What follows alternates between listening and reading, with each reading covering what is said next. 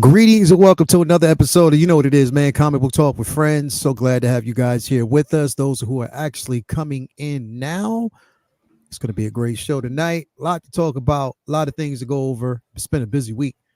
It's been a busy weekend. So, there's some things that definitely need to be talked about. We're going to talk about everything that's basically going on in the MCU right now as far as the strike is currently over. Because of that, there are some delays. So we got to basically mention that. Be remiss if we didn't do that. So, yes, there are some delays. So we're going to go over that a little bit. Also, James Gunn has put out an update on Superman Legacy. Is it important? Are we excited? Or is it just like, meh, we'll see when we see it type of situation? Who knows? We'll talk about that in a little bit. Yeah, you know what I mean? Is that just basically where we at? So we'll see when we see. It is what it is. Also, we're going to talk about the Marvels. So we're definitely going to do our take on that. Now, that's going to be like a buzzer type of situation because I know there's a few people out there that may not like it. And you might like it. You may not like it for your own personal reasons. But we're going to try to be as simple as possible because, again, I mean, I don't want to kind of just get through that jargon and go down that road and all that. But I think that some of the things that have been out there right now, some of the things that were actually said is a bit much, a bit way too much. And people just found reasons in general to not like it even before the movie came out. So that's just basically what it is. You find your enjoyment in your own space. We'll talk about that. We're going to also talk about Loki. Definitely the Loki season finale. Did it live up? Was it an incredible season? Definitely going to talk about that. And we're going to talk about the artist of the week, Bernie Wrightson, the late great Bernie Wrightson. Now, I do know him for his run on Swamp Thing. He did some runs with Batman, Superman as well. So he's done a couple of different things with the Justice League, but notably known for his hands on the Swamp Thing. Which would have been definitely a dope topic to have during Halloween, during October, because he's definitely a horror king. So we're definitely going to talk about that. But of course, can't do it without the bunch, without the individuals that are normally here with us each and every week. What's going on, brothers? How y'all doing? What up? What up? What up? What's good? What's good? So glad to have y'all here with us, and with me this week. It's gonna be some conversations to have. What's going on with you, Jedi Pimp? How you doing, brother? I'm cooling, man. I'm enjoying this retirement thing, man. Getting ready to go back to school and get this master's degree now. I've been playing, so I'm gonna go back and get this master's degree. I'm gonna try to go back in the fall. Well, in the spring. I'm sorry. I need some stuff out the way first, and Okay. ready to go back to school in the spring. Feel you. I feel you. That's what it's all about, man. Going back and do it, especially with the time you have, is well deserved. So why not? You know what I mean? Why not? Why not go back and get her done, bro? Yes, you know sir. what I mean? As much as you can, if it's there for you, do it. I definitely wish, I could go back and do some things differently, but I do what I can with the time that I have. So we'll just move in that direction. You already know how that goes. That's the important thing. Yeah, that's how it is, bro. You got to move how you can, and that's what makes it most important. So, thank you for being here, bro. It's cool, of course. Then, dog, what's going on with you, bro? Oh, chilling, man.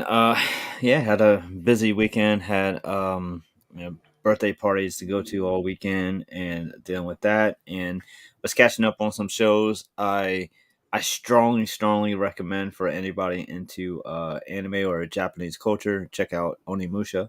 That has character design by the late great Kim Jong-ji. Direction from Takashi Miike and Toshiro Mufini. I might have been butchering a couple of those names, but if y'all know, y'all know. And just amazing animation there, just really incredible. And then that's on Netflix, and Netflix has apparently just decided to just flood their streaming service with a whole bunch of fire anime short miniseries. Because right after I got done that, I jumped into Blue Eye Samurai. Now I got 2 episodes left, but it's fire. It's fire. It's so dope. Check out Onimusha. After you get done that, check out Blue Eye Samurai, and I can't wait to finish that up. That's been incredible. I can't wait to get into talking about Bernie Wrightson, Marvel's Loki. We got lots to talk about Loki. There's so much to break down with that. Hopefully soon we get to jump into Invincible too, because that's been firing on all cylinders as Yeah. well. But Good. lots to dig into tonight. I love that the writer strike, actor strike, everybody's getting back to work, giving us tons more to digest and talk about. And you know, as always, it's a good time to be a geek. Oh, and I got whatchamacallit, we got Godzilla -1 coming up at the end of the month too. It's just so much stuff going on, man. It's always a pleasure. Always a pleasure to be here to talk about it. Yeah, definitely, bro. So glad to have you here with us, man, because it's definitely going to be some conversations to be had, some things to talk about, man. And yeah, what better night to do it than tonight? You know what I mean? Yes, So we sir. get this going, man. You already know how it is. Let me say what's up to the chat, everybody that we got out there in the chat sphere. We got Urbanetics Apparel. He said, my mom put me on the Blue Eye Samurai. Yo, that's what I'm talking Yeah, about, It's brother. good. That's always dope when your mom puts you Your on to do some mom put anime. you That's on. what's up. Yeah, it's Yeah, good. definitely. Both are fire. No It's doubt. legit, Vinny. Yes, We got indeed. Blazing Asian. What's up, everyone? We got Spice I'm Runner. in blazing. Get that money, Jedi. You already know. Mhm. You know, Urbanetics. We got who else we got in here? Amber May is in here with us. My man LB L Boogie. That's his breakdance Oh, name. Louis Boogie. Labitz is in the building. Thank you for being here, brother. We got Amber May. Who else we got in here with us? Bendu Wendu is in here checking in. What's going on with you, What bro? up? Thank you for being here, brother. We got Chuck G in here as well. Pedro Lopez, Yomo. Who else do we actually have in here? Got a few people that actually tiptoeing in here that'll probably be in here in a little bit. So we definitely will be talking to a few folks. Make sure that you're on your way in here. Make you hit that like button, subscribe if you haven't already. We already hit the 4,000 mark. We're bound to get to wherever else we need to be. Congrats, by the way. Yeah, appreciate that, Yeah, brother. man. Congratulations, family. Definitely appreciate that, man. Yeah, on the way to 5,000 now. Like I said, every stride is the best stride. So I'm just happy that we can deliver content and y'all like the content that we deliver. You subscribe each and every week. It's a good place to be in. It's always good to have a safe and secure foundation. You just No build it doubt. from the ground up. You build it, they will come. And that's just how it works. We got my man, Ren's Talent. Tino Man, is in the Renz. building. What's going on with you, Ren's? Big Renz. How you doing, brother? You know, you showed me that little Loki rendition that he's doing right now. You know, he's starting it up. A lot of people gonna be doing that. So you already know how that works. Good evening. So glad to have you here. Retro Nerd Girls in the building. Thank you What for up? being here. Thank you for being here. We might have a What's little up? guest, you know, coming in here just a little bit when we start talking about Loki. You know, she decided, this person decided they want to actually come in because they have been so excited about this season. She Me broke it too. down to me the other day, and I was like, "Oh shit, Mhm. yeah." There were a lot of religious, undertones in this season. Mhm. That we will be discussing about it. I think it was just such an incredible time. So, cannot wait to have the discussion. But first, Giant we horse. are going to talk about the man. We got to talk about the man, and again, uh to know him is to love him, but to also to know his influences on just the comic universe itself, and also how influential he was when introducing Swamp Thing. Bernie is a staple in his community. And again, it's sad that he did pass not too long ago, but at the same time, his legacy is already submitted. It's my man Bernie Wrightson, incredible artist, Mhm. definitely known. If you don't already know, he's known for his runs definitely on Swamp Thing, horror, Frankenstein. yeah, Frankenstein. He's even actually done some renditions of Bizarro with Superman. So basically he's done a lot, even Batman. You got the Frankenstein laboratory picture in there, right? Gotta have that. I think All I right, do. just make sure you got that, because if not, I'll shoot it to you. That's Yeah, if you Frankenstein. can Dope. shoot it to me. Yeah. Yeah, Frankenstein's laboratory is incredible. Yeah, let me see here. Let me pull this one up as well. Want to make sure that I have this in here, but definitely Bernie has been doing his thing as well. He's definitely an incredible artist. But yeah, I mean, again, notably, a lot of his stuff is horror based. which is crazy because I was like, yo, why didn't we talk about him? Definitely could have been talked about during the month of Halloween. I think that would have Yeah, been, we missed that. yeah, we definitely did miss that. But again, a lot of his zombie work. He's definitely an impeccable artist, but very, as a matter of fact, humble, a humble artist, but with like a sort of like a quirky psycho twist to it. Like definitely incredible. But if you've actually, again, notably for me, it's a lot of what he did with Swamp Thing. Mm-hmm. One of my favorite runs that he actually drew was Swamp Thing the Cursed. It was definitely a dope run Yeah. with that issue because again, you got to really realize how OP Swamp Thing was and how he is, how powerful he is. But definitely, The green. yeah, bro, definitely, man, definitely. Vinny, what you think about it, bro?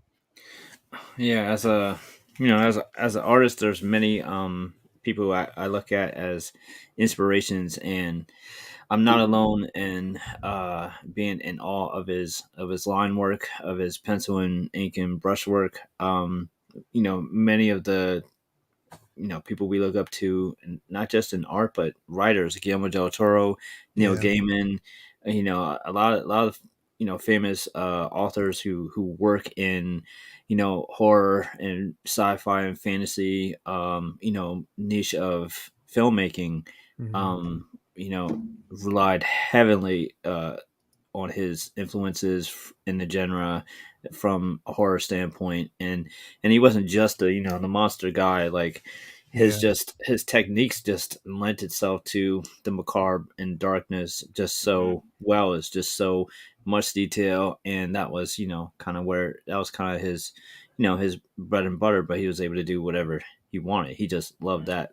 I've always looked at Bernie Wrightson as somewhat of a less prolific, but talent wise, someone in the guise of Alex Ross, where he decided that he liked, making comic book art, but he Mm-hmm. could have very well been just a straight up fine artist. Yeah. Artist. Like Yeah. Yeah. he just could have been, there's comic book artists who are great, but I don't know that I really picture them just being just overall artists.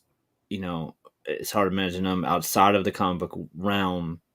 But somebody like Bernie Wrightson, obviously, I think he could have done whatever he wanted to. It didn't have to be comics. He could have been a famous just famous artist, period. Didn't have to be Mm-hmm. comic artist. Like a lot of his work was just so profound and so extraordinary. I mean, and it wasn't just comic book related either. He had ties to Hollywood as well. Like he did some of the storyboards for the original Ghostbusters. Mm-hmm. He did work on that film too. Like Mm-hmm. um, so his work was super incredibly detailed.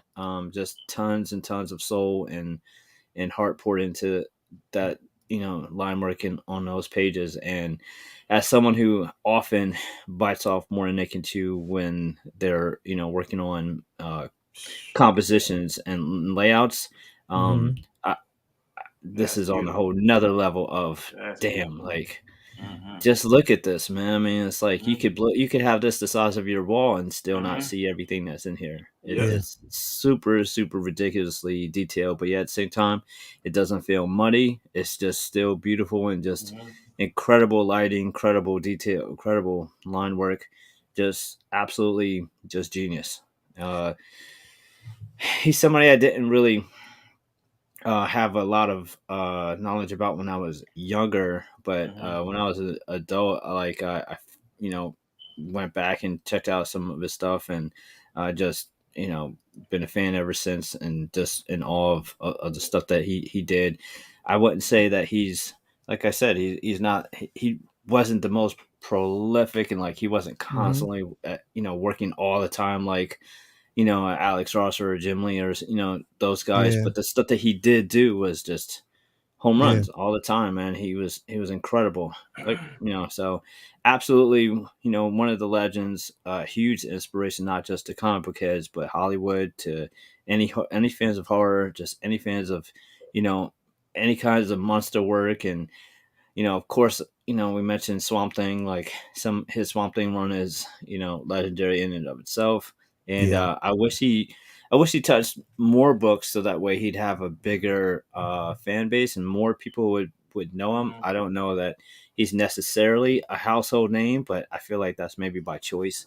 So he just kind of did what he wanted to do, and I respect the hell out of that too because he Mhm. clearly got offers to do probably all kinds of mainstream stuff and probably just turned it down if it wasn't something that spoke to him. And I mean, it doesn't get Yep. more like true than that. So he's the Yeah. man. Bernie Wrightson, man, rest in peace. We Mhm. Yeah. definitely sorely Definitely. missed.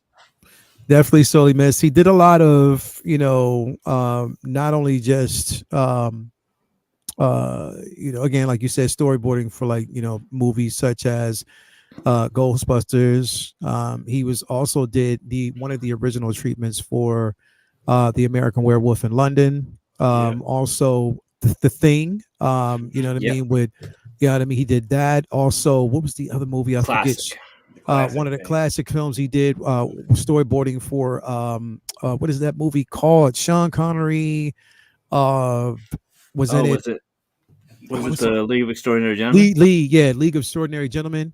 He did that as well. Oh, I didn't know that. Yeah, he That's did a lot what's of up. storyboarding for that, bro. That's the thing. He was known for a lot of storyboarding on a lot of films that you don't, you Damn, I didn't probably know that. Yeah. wouldn't even That's what's up. realize. Yeah, like he's done a lot, a lot. Mhm. So, Mhm. Wrightson's been, out there for a minute, but I guess most notably for me, was his work on Swamp Thing. You know what I mean? Yeah. Because Oh, he worked on The Mist too. yep, The The Rain Mist. Mist. of Fire, Yep. Yep. Faculty. hmm Damn. Yeah, he's done a lot. Yeah, you He's said the you said the faculty? Yeah, bro. yeah, Bro, That was a cold. Yo, that was a cold wow. hit. I remember when I watched that, Yep. I was thinking it would be just some Yep. dumb, Me and too. I was like, "Oh shit, this is You actually said it's fire!" good. Like Yeah. yeah, it's. dope. I was a bait and switch in a good way flick. Yep. Yep. Yep. Yeah, That's dope. it was done in such a crazy way, bro. Yeah. But Yeah. Hmm. Yeah. you know what I mean. Yeah. It was definitely dope. It was Heavy definitely a metal. You yeah. know what? Mhm. I don't put too many artists in that same in that realm of Alex Ross. It's because of the way Alex Ross draws, really fine artery type drawing. This guy is like right there to me.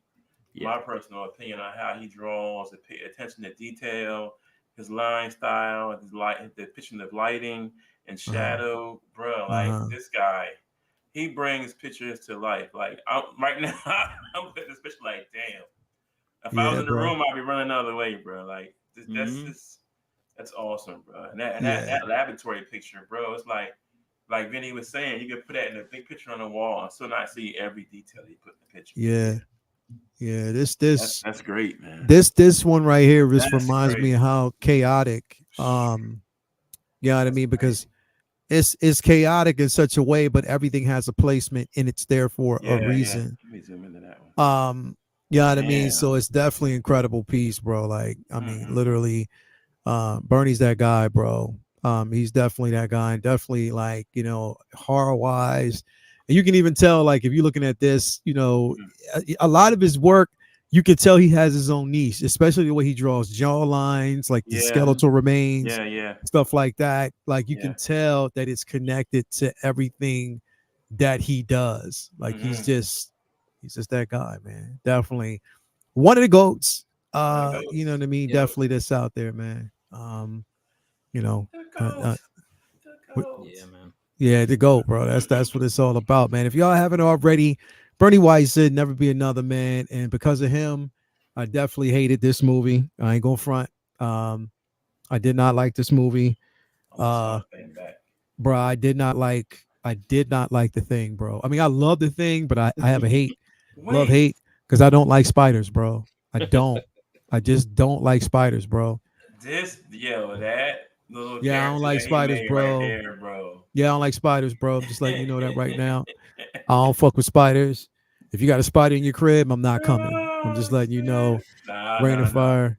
Yeah, rain of That's fire as funny. well. I'm not coming. I'm just letting you know. Some spiders in your crib, not coming.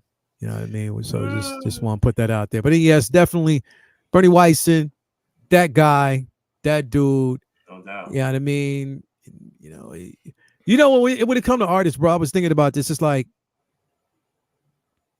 those that are goats because they have their own niche. An artist should have his own space and not a carbon copy of the next. Yeah. You know, Vinny, you got your own thing. Yep. You know, your pieces are, Yep. you know, they're you. You know, what I mean, Thank you. you know, get some help from the hoes, but it's still you. You know what I mean? Like that's just basically how it is. You know what I mean? It just It's me and Jason.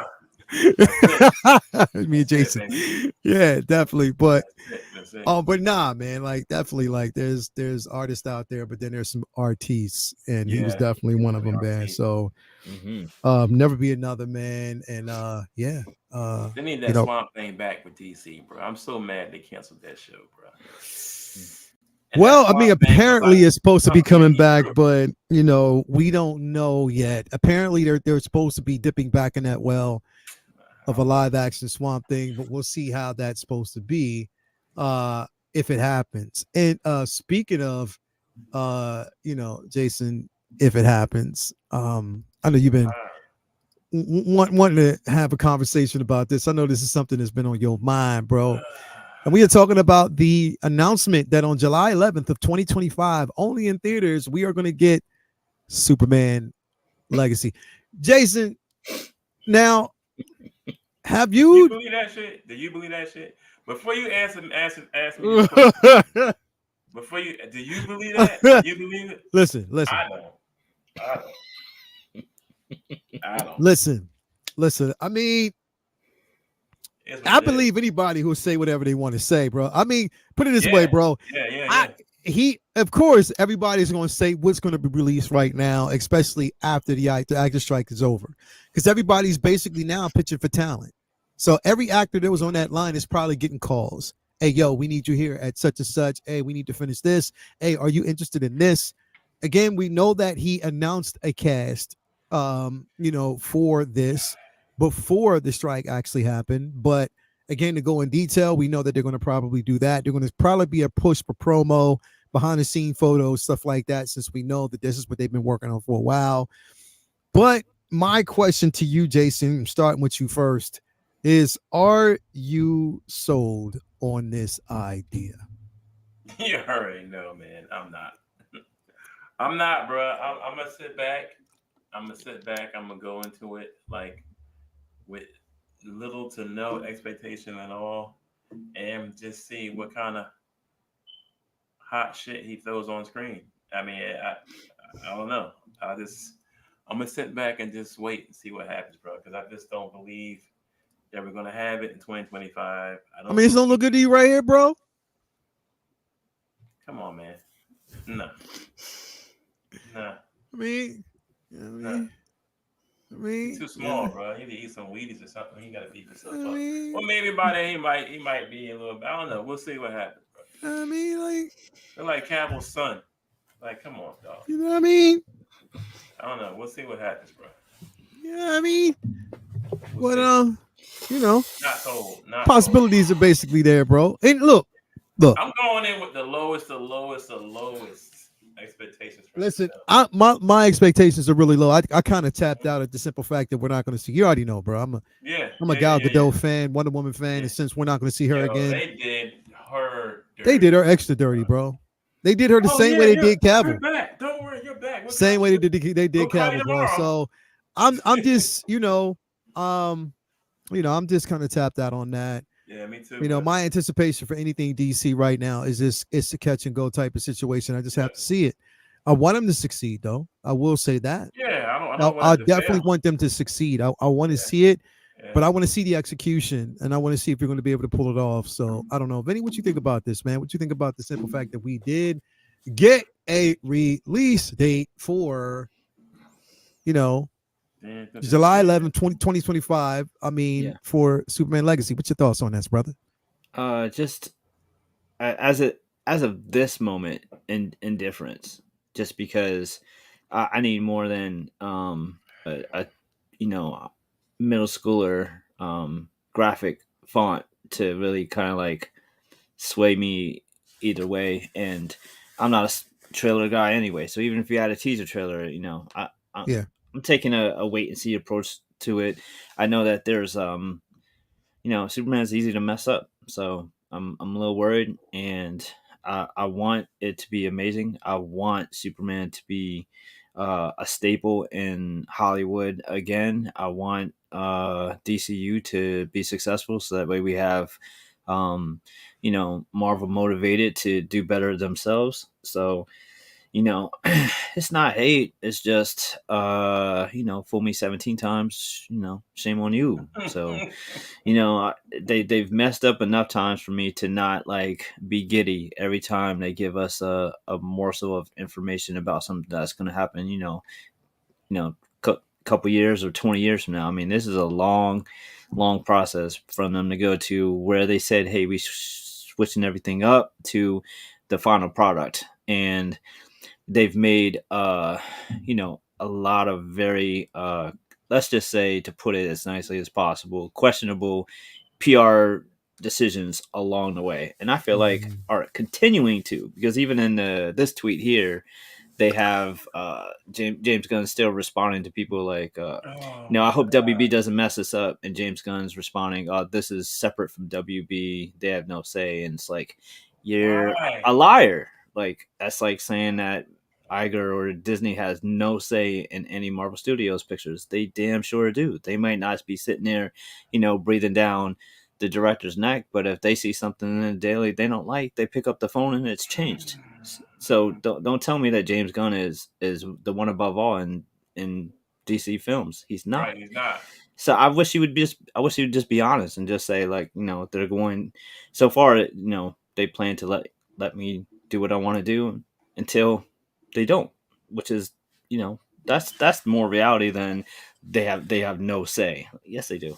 So when it comes to WB, we've seen it countless times of them coming in and the suit screwing stuff up. So I don't have high level of confidence. I mean, the studio's still juggling with they're still trying to bury stuff for a tax write-offs, like we're just seeing with the Wile E. Coyote flick that they just went back on, because now Hollywood's starting to cancel their meetings with WB, because who wants to make a WB film right now when they could just bury it if they don't, if they want to save some money. That's That's a crazy. very big black eye on Yep. WB right now. Yep. Very big black eye, and that's going to, I feel like, affect the DCU at some point, because why would you want to go spend 2 years of your life making a movie where if they get cold feet that it won't make They can cut it. They the can cut money it. back, they'll just bury it and do a tax write off. Then you just wasted 2 years of your life and nobody will ever see what you just did. That's scary for Yep. any filmmaker. So they got quite a hole to dig themselves out of, and I want them to, but this tweet doesn't change my mood about DC and WB on a whole Mm-mm. at all. Nope. So we got 2 years. You can ask me about Superman again, but until then, till I lay eyes on it, I don't know I don't that believe my it. opinion about it is going to change, because we've seen tons of hype and build up to a project and then been Mhm. let down. So I'm always going to give them the benefit of the doubt. Our dumbass are going to go see every Superman movie they put Mhm. out, no matter what. So Yep. hopefully they you know hopefully they get it right this time. So, okay, okay. So I'm gonna ask this question. I mean, because I know everybody. I mean, it's a space that we actually live in. So, we want to know, like, did weighted off of the simple fact that we've seen Guardians of the Galaxy. So we've seen how successful he can be with a franchise. With that basically said, is there any, grace given to that? Are we giving grace to the simple fact that he has taken a franchise, and has put a spin on it and has done well. He did well. It's just Um, to me for that one, man. It's yeah, like go ahead. Guardians of the Galaxy is not even on the same wavelength as Superman. Uh-huh. Superman's like a national treasure. They just found out about Guardians, and people just found out about Guardians of the Galaxy like what 6 years ago. You know what I'm saying? So it's like you had more leeway to, let me see, fail and self correct with Guardians of the Galaxy than you do with Superman. Superman, he got a very short leash to fuck up. You see, like to me, Man of Steel was a great movie, and people still hated it. You know what I'm saying? Even Superman Returns, it wasn't the best version, but it was good enough, and it wasn't Brandon Routh's fault that the writing sucked. But as far as him playing the character, he did spot a hell of a good job as Superman. So it's like you don't have that much leeway with Superman to fuck up. Guardians of the Galaxy has only been around for me, for regular people that don't know the comics, for like 5 minutes. So you got that leeway to mess up Guardians and then self correct, and nobody will ever know that you fucked up. To Yeah. me, you know what I'm saying? But with Superman, like he's a national treasure, bro. He's like one of the first comic characters around. Like you don't got that much space to fuck up with Superman. Hmm. If you do, you're gonna hear about it the rest of your life. Yeah. Yeah. It's my opinion. Well, I got the chat hot at me, yo. I got the chat mad at me.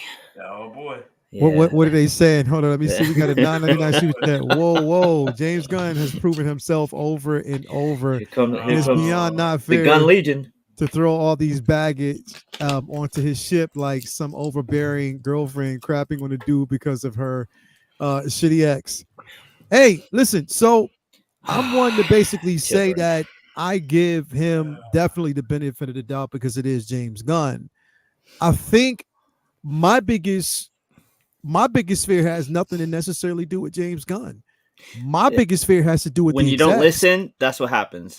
Yeah. My exactly. biggest fear is what has to do Exactly. with the execs and Yeah, what because you and just you how heard me talk all that time, how didn't hear shit I said because I even Nothing. nothing I said was about James Gunn. It was about Nope. the studio. About the studio. yeah, I think that's where I'm at is basically the studio because these motherfuckers, they it's like again, we've seen what they did with, Zack Snyder. Exactly. We've seen what they've done, with the Ayers cut. You know what I mean? Like Mm-hmm. there's so many things that when these studios get themselves involved, man, they just Mm-hmm. change Fuck shit up. everything.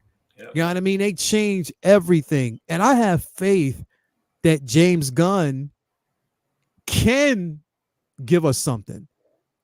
I have faith that he can because number one, if you've watched him the entire summer, ever since the strike and all that, he's done a lot of research. He's been doing a lot of practical research. He's been doing a lot of things. And he's a comic kid, bro. He knows his shit when it comes to He's that. been doing a I'm One of You Love Me tour. It's posting pictures of comics for past 6 months. This isn't about James Gunn, so you can I don't know have all these like metaphors about girlfriends and whatever you're on. It don't even match up with what I'm talking about. The baggage of WB being a difficult studio to produce a successful comic book film is not imagined baggage. It's very real. Now, is it possible that this new regime and separate studio will change WB execs influence of kind of tarnishing a film? It's absolutely possible, but we haven't seen that yet in a very long time. So to to go into this just with absolute leap of faith that it won't be an issue at all is at very best naive. Yeah. I think So I the thing is I'm going in hopeful with it because it is James Gunn. So I'm going in hopeful with it. My only biggest gripe that what's happened within the last year, month, whatever, my biggest gripe is what they have done with the talent that they had previously. Instead of giving them the proper send off, or at least, you know, being civil and sensible about it, you don't let Gal Gadot basically get on, social media, you know, during the interview and all that and talk about how excited she is about, another film and that she talked to James Gunn just to find out that that's not going to happen. Just to find out that word is that that's not true. right. Like that's a bag of shit, bro. I just don't like when shit like that is done. And I don't know if it's the execs getting involved, but somebody is not in control somewhere there, bro. And we're all what you gonna say? we're all expected to have all this faith in things being different under James Gunn, but Yeah, yet the studios are responsible for how they're dealing with the talent from the previous regime and they're just as capable of doing the same things with the talent with the new regime. Mhm. So if they're being treated like that, you can't tell me that he has complete control, because I would like to think that he wouldn't have these actors in these, unfavorable positions of finding out whether they have their job or not on Twitter. Mhm. Mhm. Why is Gal Gadot having to like check But this Twitter and responses from James Gunn and exactly, random threads to find out if she's going to be exactly, Wonder Woman or not? Why is this exactly. not already hashed out? Like there, this so these films and Superman and all these things are, Mhm. it's not a creative issue, because it's, James Gunn is a very talented director, Yes. Yes. creative. He's a great mind for filmmaking, and he's a comic book head. Yes. He absolutely has the capability on his own to make, a great superhero film. And like we've seen in Suicide Squad, he can darken it up. We've seen in Guardians, he can lighten it up. Like I feel like if he can make a superhero film that's fun and serious, and the tone that Superman needs to be, like I'm sure he understands Superman, that's fine. Mhm. But my point is, I am not at all confident that the studios stepping back and letting creatives be the creatives is Yes. what's hurt these DC, films Mhm. when Snyder was making them, when virtually everyone was making them except for Christopher Nolan, really. And and if they're able to get out of the way and let them do their thing, cool. But I'm not convinced that they will. So Mhm. I Mhm. mean, you can respond to James Gunn can respond to tweets all day that he's, the end all be all, but I don't believe it. It just doesn't Nah, even me make neither. sense. No. So Yeah. so No. Yeah. It I just just it I just want just him to do it right. I just want him to do it right. Like I'm not yeah. coming to all the way at him per se, but but like I was saying, like you have a, a bigger field to mess up in with Guardians in the Galaxy that you can self correct than you do with Superman. You cannot mess up Superman, bro. They only give you Yeah. so much leeway to mess Superman up. If you do, that's it. You know what I'm saying? And it's I hate to say it like that, but you just don't have the space for mistakes or to mess up a character like Superman. You just can't. yeah. Yeah. You gotta do it It right. is it and that's the thing, like what I don't understand and I never really understood was it's almost like Hollywood is saying that the only that Reeves was the only one that ever got it right. They gave that man what, 3 4 films. You know what I mean? Four Like films. and Mm-hmm. you're saying that he's the only one that definitely got it right. Cavill didn't have a chance. Now, here's the I one think thing. Cavill had it right. They just didn't give him a chance, bro. He didn't have a chance, but I will say the one mistake that I felt that Snyder made was, in my opinion, it doesn't have to be the popular opinion, but I Mm-hmm. think one of the biggest mistakes that Snyder made was, again, giving us BVS so quick. I never Yeah, thought that should have happened so I think quick. we should have had Man of Steel 2 and then BBS. I agree. I thought that if anything, if you give us Man of Steel, give us a Batman film, then give us Man of Steel 2, then give us a Mm-hmm. Wonder Woman film, and then bring it together in BVS. I Mm-hmm. thought that would have made more sense to do something like that instead of just waiting directly after that to say, okay, we're going to do BVS next. It just Yeah. didn't BVS make was sense. a mess because they were not confident in the numbers Man of Steel pulled in. And my concern again is the studios not being satisfied with the numbers Legacy pulls in, because Mm-hmm. it'll be coming off 2 years post a string of horrible misses over the Yeah. past 2 years. Yeah. Now it's possible Aquaman will be a hit, but it's a possibility that it'll be another mediocre box office draw. And if it is, then from everything from what Black Adam, Mhm. Black Adam, Blue Flash, Beetle, Flash. Blue Beetle, like Mm-hmm. that's a string of losses for them, and then 2 years off, and then to come in and expect to make over 700-800 million might Mm-hmm. not happen. And if it doesn't, do they pull the plug? I mean, it's a possibility. We've seen them do it time and time again. They do not have a great track record for Yeah. being loyal to their talent. Yeah. Simple. Right. But then, Yeah. but also to make this movie make you gotta have the right characters, the right story, good writing, a good plot. You gotta I have mean, all that for this jump to see that kind of money. Yep. You're going to have this film that's going to be coming off a long stretch of no Yep. DC films, and the Yep. previous films weren't great, and then following it with authority that most don't know who they people are. don't know about. Right.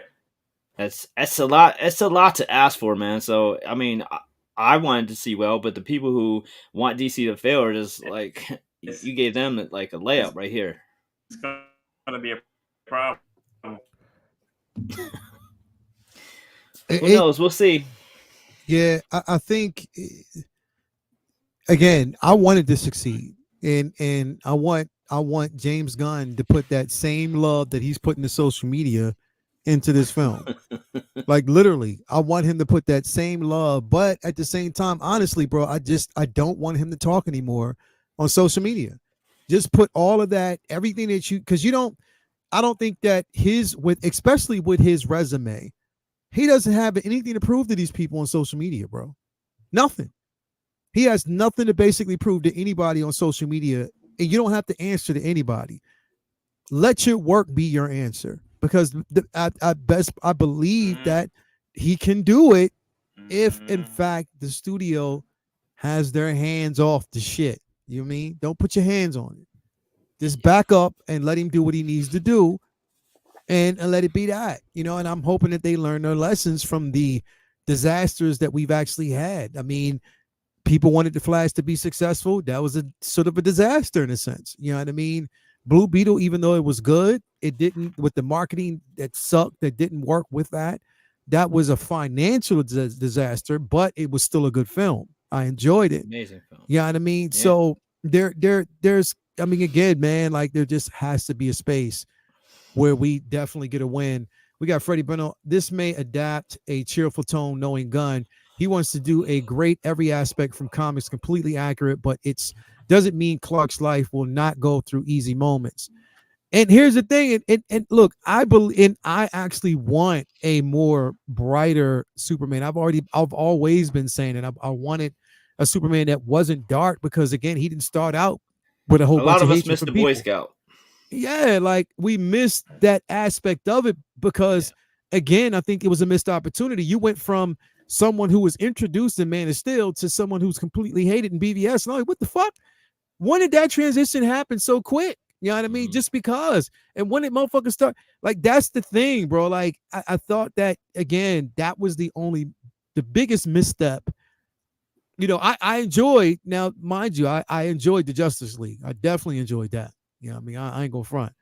But again, we're talking about James Gunn now. I just want to see where he's going to go.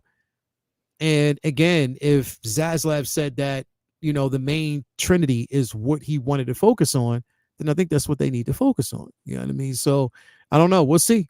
We'll see how it goes. We'll see people think, because this is definitely a lot to talk about. It's a lot to kind of dwell on. And yeah, I don't know, man. It's tight because, bro, like, we get this announcement right directly after the strike. Yeah. You know what I mean? So we get it after the strike, directly after the strike. And it's like, okay, I want to believe that, this is now going to happen. I want to believe it. I want to believe that this is going to happen without a hitch, that exactly what you're doing. And I have, I'm not doubting him, but like we've been saying, I'm just doubting the fucking studio, bro. That's what I'm doubting. I can't say it any better than that. I'm doubting them, as far as where they're going with their lives in general and what they're doing with these IPs. I mean, did they even announce a director for Batman yet? No. Oh yeah. Isn't Muschietti, Andy Muschietti from The Flash supposed to do that? Yeah. Yeah, and I wonder if he's still going to do it. He said. I don't know if that was a official or a rumor, but he was the name attached to it. Yeah, I'm not sure if they announced it. Oh yeah, I don't think he said yes to that. I think. Okay, it might have been something that was just thrown out there. Now that's what I'm talking about. Nowadays, half the news comes from like a random response in a tweet thread, and you don't even know if it's true or not, because they don't have like actual official, releases. Press conferences, or they don't release stuff. It's just like, Right. Then he'll see it and respond to it on Twitter. Like, come on, dude. Like, I want him to focus on the story, man. Just give us a good story. I don't mind the Boy Scout Superman, but I don't want a bunch of jokes and all the. I don't want that, man. Yeah, yeah. I mean, That's a fine line because I'm with you. I want it light and Yeah, bright and hopeful, yeah, but at the yeah. same time, you know, the Donner Superman wasn't yeah, funny. It wasn't funny. yeah, It wasn't a No, it yeah, wasn't. comedy. No. I like that version of Superman. So I yeah. mean, I don't mind. I don't mind it. I don't know. We'll see, and hopefully again, we'll get something. His movie will introduce other DC characters like John Burns, Superman. Hey, we'll see. So, would you guys have loved to see Snyderverse continue? There is one Hell thing true: yeah. Zach had the craziest plots for future movies, even Justice League with Batman. Here's the thing: I wouldn't mind. I wanted it. I don't mind Snyder's. Here's the thing: I don't mind Snyder's his vision. I do mind the cult following that are really aggressive. That's my thing. That's my only Oh yeah, yeah, space. yeah. They His out there. that cult following that's way too aggressive. Yeah. It's like, yo, come on, man. Like they Uh, get really aggressive, bro. I don't. That's a yes and no for me. I like a lot of the casting that the Snyderverse did. A lot of the stories are super muddy, Yeah, convoluted, and were a yeah, mess. I would have yeah, loved to see them finish the Dark Side Justice League story, do another Justice League film to wrap up the Dark Side story, Yeah, and have man. held off Flash, and then had Yeah, Flash come out after a Justice League 2 and reboot, exactly. and let them, like it's never been done, but they could have Hmm. just reboot the the universe Hmm. with a cleaner, A you cleaner know flashpoint.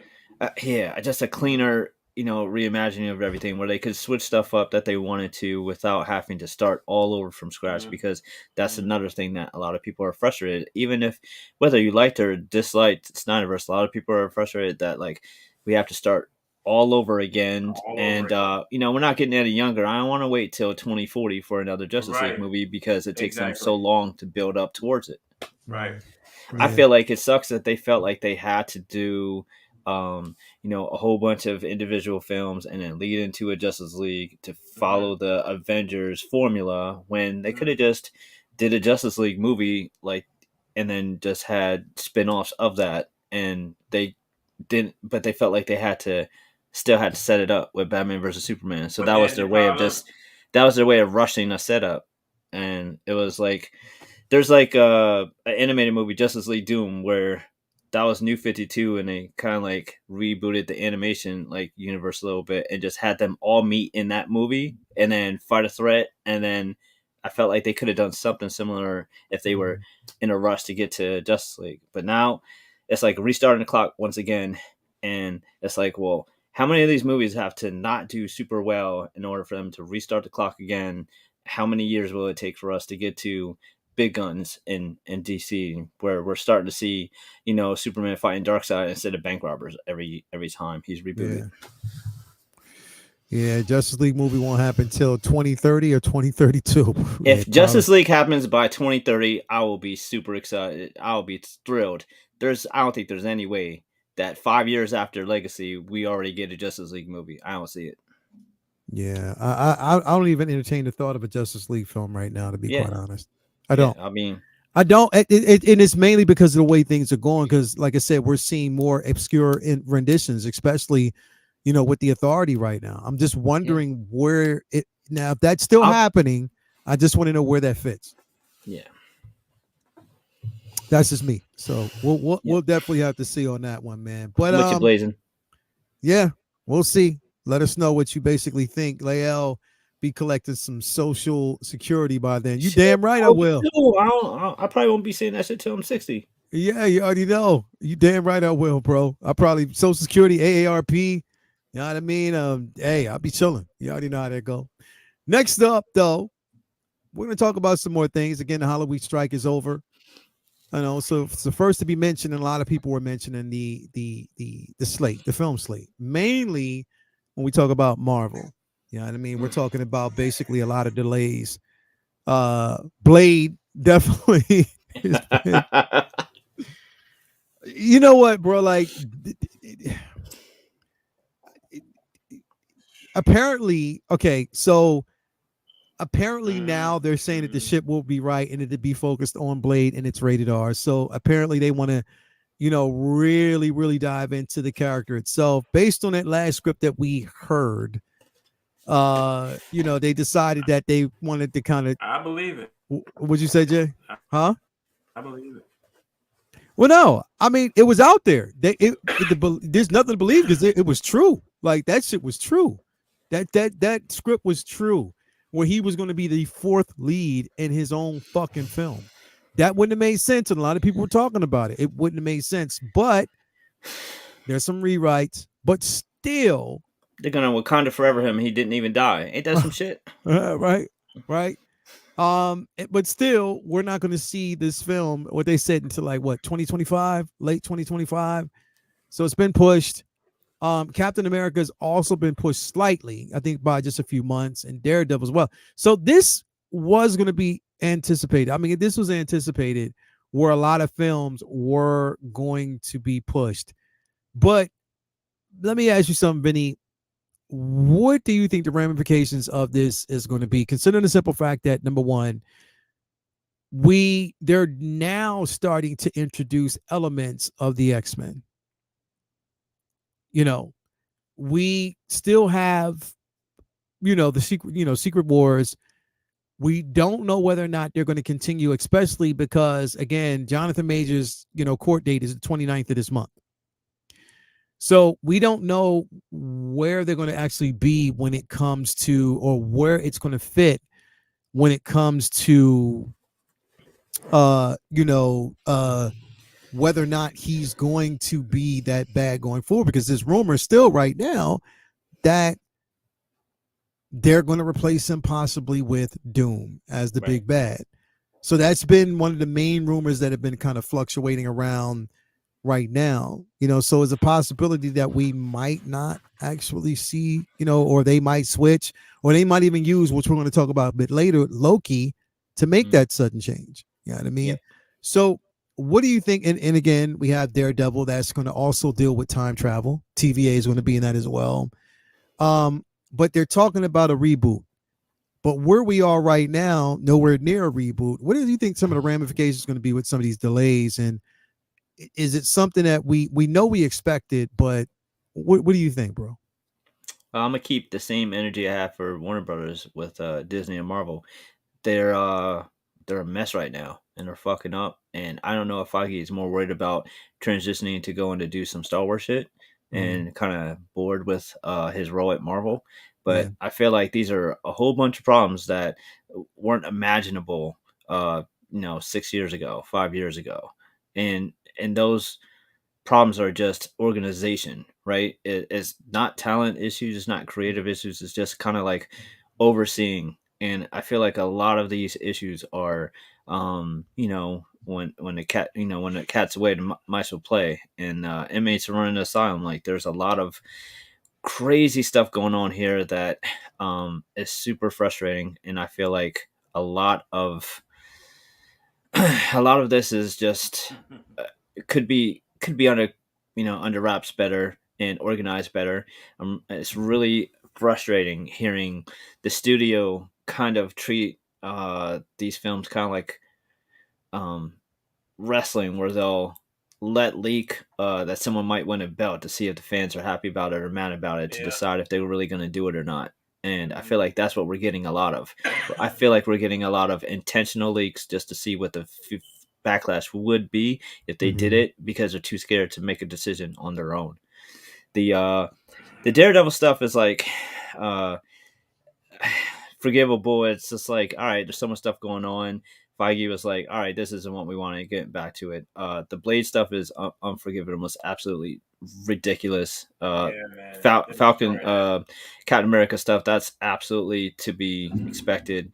I'm not happy about the Deadpool delay, because I think a Deadpool film that isn't solely based around Reynolds spitballing might have actually had a better story and been a better rewatchable film as opposed to just like a stand up 2 hour stand up routine.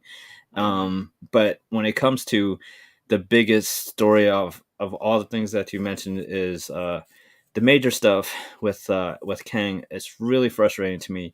Not so much from the studio standpoint of what to do with Jonathan Majors, because I mean I'm not gullible. I understand you got you know, portions of your audience that you're worried about, you know, optics and how things look. So that I'm not gonna sit here and say that it's a completely 100% squeaky clean look for Majors and that they shouldn't be even considering making a switch up.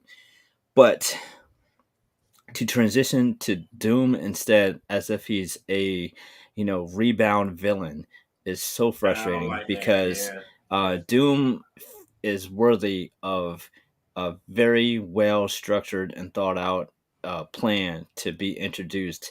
I don't want to see Doom as just like, well, um, let's just sub in this person. What's the difference? He's a big bad Mm-hmm. too. Like Doom is way too important for that. Everybody who is a Fantastic Four fan has dealt with bad Fantastic Four movie after bad Mm-hmm. Fantastic Four movie, Mm-hmm. and as much as it hurt to see Reed or Sue or Johnny or Ben not be done right, it's hurt the most to watch Victor be done horribly, Wrong. and we all want to see Doom, all caps, done right and with purpose, and not just kind of like, oh well, Majors is in trouble. Let's just switch it up and do Secret War with Doom.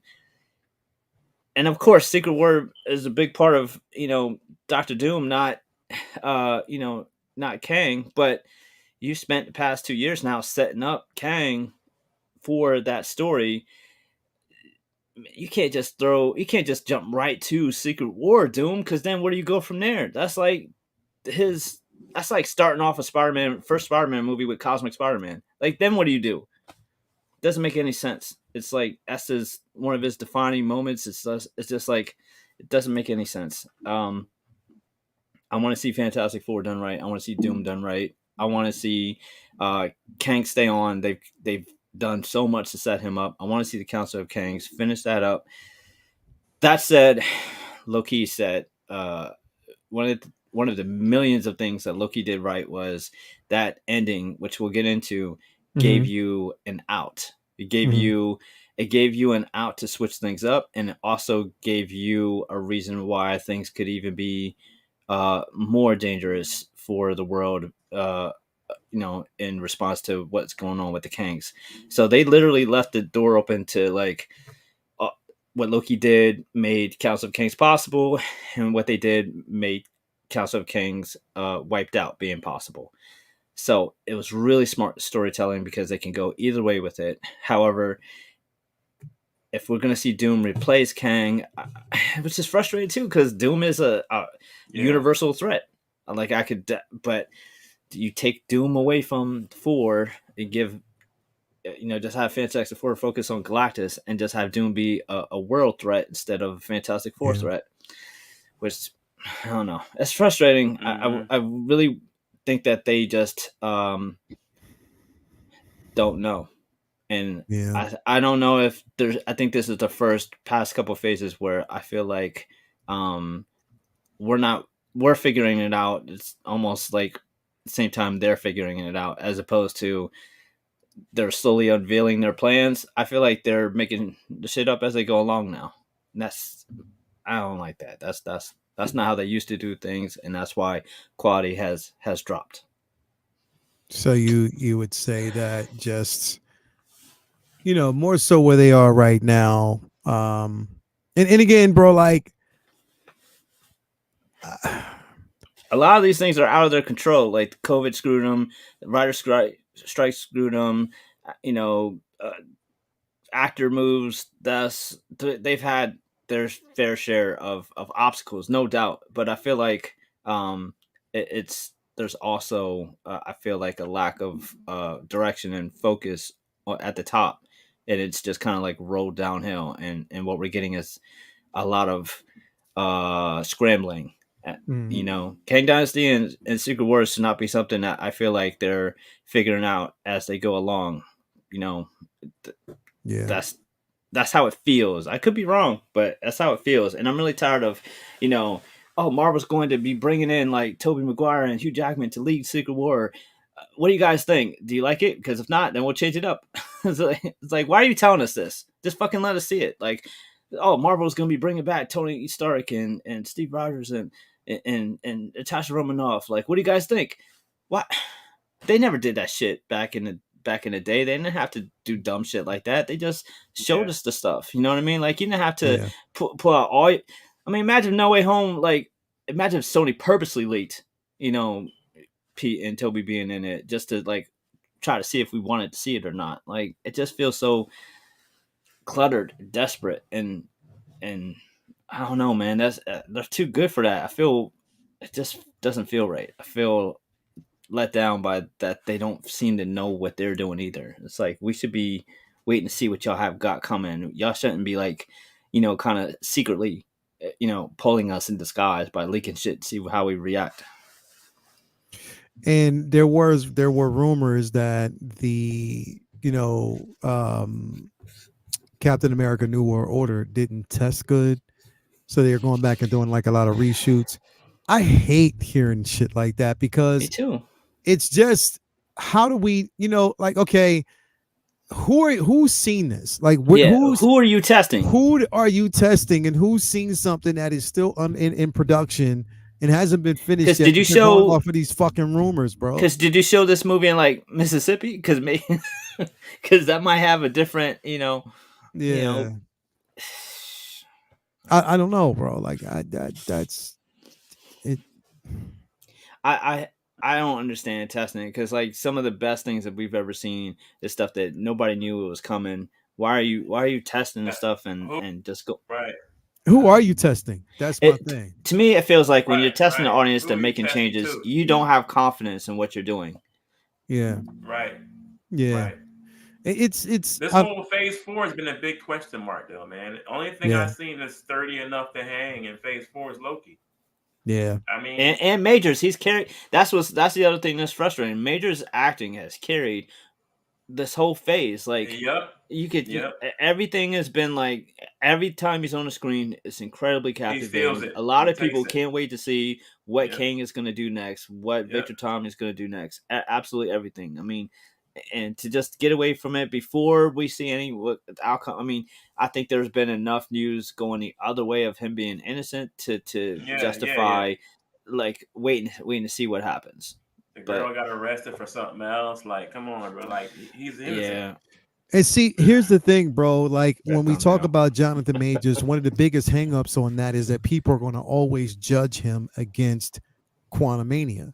Exactly. Yeah, I mean, they're going to judge him against his choices. He was the savior of that film. Like, if it wasn't for his acting in that film, like, that film I don't. That's not going to be a film I go back and rewatch often. But if I do, it'll be like, if I'm flipping through and Kang is on screen, that's what's going to grab me and keep me watching it. If I'm flipping around channels, that's what's going to grab most people. I feel like every time he was on screen during that film, I was like, okay, all right, now we're rolling. And then until he got off screen, it was like, "Ah, man, come on, bring back Kang." I don't know. I don't know if it's true that they switched up and made Kang a big part of this phase because of Jonathan Majors' like initial audition.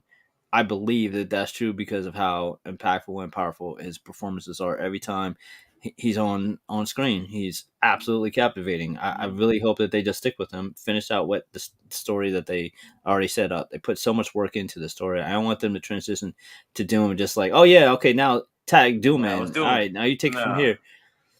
Yeah. They need to just finish their Kang run. You got a great enough actor to finish your run on a good head of steam. Get the writers together, write the good stories, and finish the run. Yeah, I mean, now the frustrating part is there absolutely is ties from Kang to Doom. I mean, they're related. There's a connection there. Mm-hmm. But if you're telling me that you're gonna transition to Doom because of storytelling, great. But if you're going to transition to Doom because of legal issues, I'm uninterested in that. That's dumb, man. Yeah, I that's the thing, is it's like that's what it sounds like to me. Legal issues because of that court date being on the 29th. A lot of this so-called evidence, or things, videos that have surfaced, information that has surfaced, cases that have opened up in overseas based off his actions. And I'm like, come on, man. Like, the art is something totally different. Innocent until proven guilty. We don't know yet. We're just hearing sides. That's all we're hearing. So to hang that over somebody's head just because, granted, like I said, if it's true, if there has been a physical abuse against the one, bro, then yeah, that has to be dealt with. We know that. I'm not taking away from that aspect of it. But again, we don't know yet. So to completely dismiss him because of that right now, yeah, no, I don't know. We just got to kind of wait and see. We definitely got to wait and see where how that's going to play out. But again, a lot of delays. Who knows where it's going to be? Hopefully they can right this ship and we can get back on track, and Marvel can regain that. I don't want to say dominance. I want to share a level of power between both them and DC. I want those hits. And the thing is, I want to prove people like fucking Martin Scorsese wrong. Like, I just want to prove that, when people talking about like superhero fatigue, no, it's not fatigue. It's this bad fucking writing that's been happening for like the last couple of years. You know what I mean? We just got to win with Loki. But Yeah. I want to. If we had a bunch of bad mob movies in a row, have mob movie fatigue. Yeah, bro. Hell yeah, you already know. So it's just crazy. But and again, we'll see how it goes. Everybody, let me know what you think about this out there, man, because this definitely is a topic, something that we want to talk about. Now this next one, I know it's going to be a tough pill to swallow, but deal with it. Yeah. Rip off the Band-Aid. We're going to rip off the Band-Aid about this one, though. So we're going to talk about it. So we're going to talk about the Marvels. Right. It came out last Friday. I had a chance. I couldn't see it Thursday night. I went to see it. Me, Toya, and my daughter went to see it in IMAX on Friday night. And in my opinion, like I said, I'm just giving my opinion of the film. It was enjoyable. I had fun. I'm not gonna front.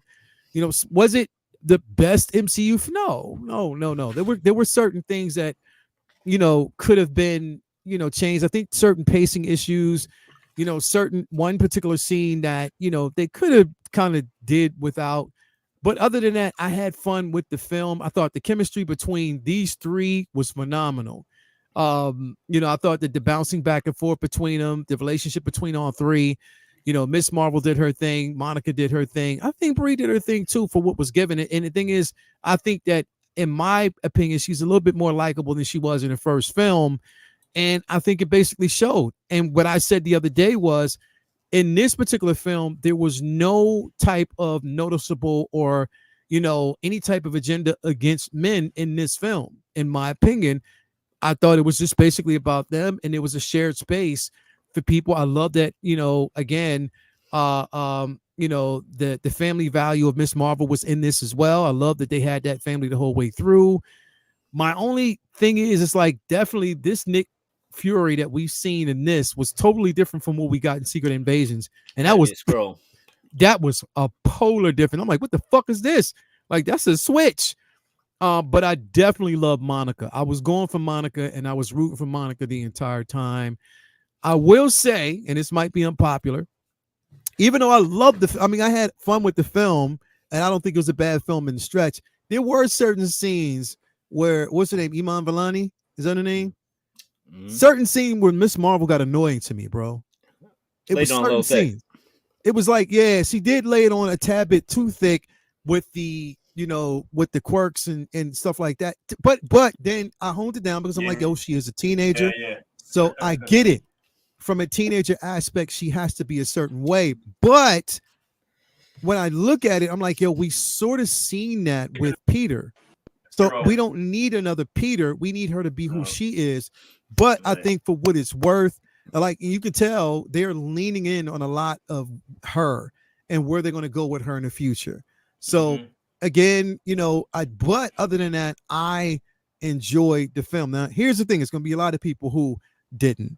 There's a lot of people who didn't like the film, and it was evident. There were a lot of people who pegged this to be a failure before it was even released in theaters. A lot of it had to do with people's feelings, and let's basically just open it up. A lot of people's feelings about Brie Larson. People just didn't like Brie Larson, and they don't like Brie Larson. But because of that, do the other two actors have to suffer? Like, that's my thing. Like, does the rest of the cast have to suffer because of people's continued regurgitated dislike of this woman who said shit like that? What, 6 years ago now? Like, literally, are we still holding on to that? But when are we going to let that go? And if you don't like the film because it just in your mind wasn't good, that's fine. But if you are following this agenda again, or if you have these gripes against women who can display a level of power, in my opinion, if you basically have those gripes against that, because I've seen it and I've heard it, and I've heard some ignorant shit, and I'm like, come on, man, like literally, like when is enough about that shit? I mean, it is what it is. Live with it. You know, women are placed in this position to carry films, and just let them do it, man. Like all these bullshit ass shit. But again, aside from that, if you just didn't like the film because you just didn't like the film and the story, that is okay. So I just wanted to kind of put that out there. Vinny, what were your thoughts about this film, bro? Uh, I had mixed feelings about the film.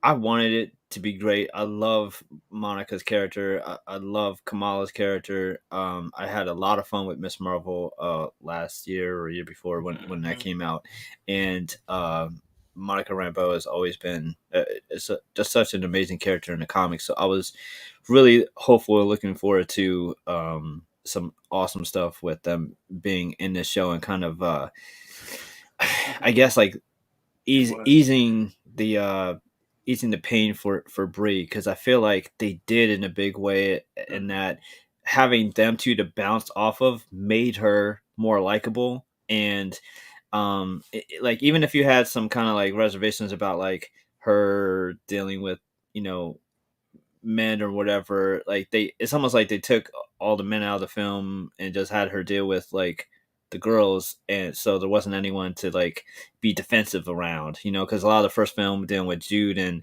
dealing with people who told her what she can and can't do, but that was a big tone of the first film that might have turned people off. And this had some of that, a little bit, like having a mom like protect the husband. There was like subtle stuff, but it didn't beat you over the head like the first film did, where like the whole soundtrack is like, you know, girl power to the max, which isn't a, you know, it was absolutely by design. So it's like they kind of pulled back on that a little bit, but what they replaced it with was a lot of super, you know, just comedy, just nonstop jokes and comedy. Nick Fury just doing nothing but one-liners was definitely jarring, because you know he'll spit out a joke or a smart ass comment here and there, but it was just all jokes from him the whole film. Um, and there was a lot of sequences in here that was just a little bit much. Like, yeah, Miss Marvel was a tad overbearing with the, you know, obsessed teenager bit. Like, it didn't let up at all after she had got to know her. It was still just nonstop. And Mm-hmm. the Mm-hmm. the second, you know, the back half of the movie with the singing planet was just, I mean, that was absolutely fair to describe it on par with Love and Thunder. It was just as annoying as anything in that film to me, with the screaming goats, and it didn't go on as long as a running joke as that did, but it was like the Zeus and God sequence. It was just like absolutely just too much, too ridiculous. And that was another part of the film. Now I just, you know, I didn't get mad at it. I just notched it up to, this is for, you know, not for me, it's for kids, or it's for, you know, girls like musicals, or I'm not exactly sure. My sister, who loves musicals, goes to Broadway, like, if they're not watching a Marvel thing with, you know, with the fellas, they're watching Gilmore Girls and all Yeah, chick yeah. flicks and all girl shows, leaned over to me during that singing sequence, was like, Vinny, who is this for? Because it's not for me, and I love musicals. Like, this is ridiculous. And I was just like, I don't know. Uh, that's the negatives. I love Mm-hmm. the power changing bit. That was really clever. Um, and I love a lot of the sequences of the action sequences were really good, playing with the idea of their powers. I like the you know basically the action sequences were really well done, and the CGI was pretty good. Oh, the other negative, of course, was it was probably, if not probably, the absolutely most forgettable villain in any Marvel project ever. I don't Yeah, even that remember the that chick. that was I that don't was even remember another the chick's one. name. It Yeah. was horrible. It was just like Ronan from Wish. It was just like there's nothing memorable about her. Her motives were. I mean, I guess being engaged or married to Tom Hiddleston has this upsides. I'm not. I don't know if she's been in anything else where she's a better actress. I Oh, don't she know if is. She's definitely a good she's actress, another. bro. I have to educate myself on her. I'll Yeah, admit she's that. I definitely a good don't know actress. any of her other work, but in this, she was not very good. It wasn't a very memorable villain. It was very. It wasn't a good villain performance. Definitely the most least impactful, least memorable, horrible villain in this film. I'm sorry. It's just how I felt. Um, you know, so it wasn't for me. I mean, I Yeah. wanted to love it. I love Photon. I love Miss Marvel. I want to like Captain Marvel more. I'm not a big fan of Captain Marvel in the comics either, so I wanted the films to kind of win me over. There's tons of female led projects I like. Like there's absolutely a disconnect of the outrage from this film from people who have constructive opinions about what they didn't like about it versus they were never going to like it no matter what because it was a female led cast. The only thing that's frustrating with that narrative is that there's definitely plenty of people who feel like if you didn't love this, you must be misogynist. That's bullshit. That's not fair. And that sucks because there's people who just the film had its problems, and I feel like just because they're women, if you feel like you have to like it because women is just as you know backwards to equality as anything else, man. If you don't like it because you didn't like it, because you didn't like the comedy, because you didn't like the villain, because you didn't like the storytelling decisions, that's absolutely, I feel like, everybody has a right to their opinion if it's constructive and you had actual reasons. But now the people who absolutely deserve that criticism of, getting shit on for shitting on this because it was a chick flick and female led and girl power and all that shit because there was three women leading this film. Yeah, absolutely out of line.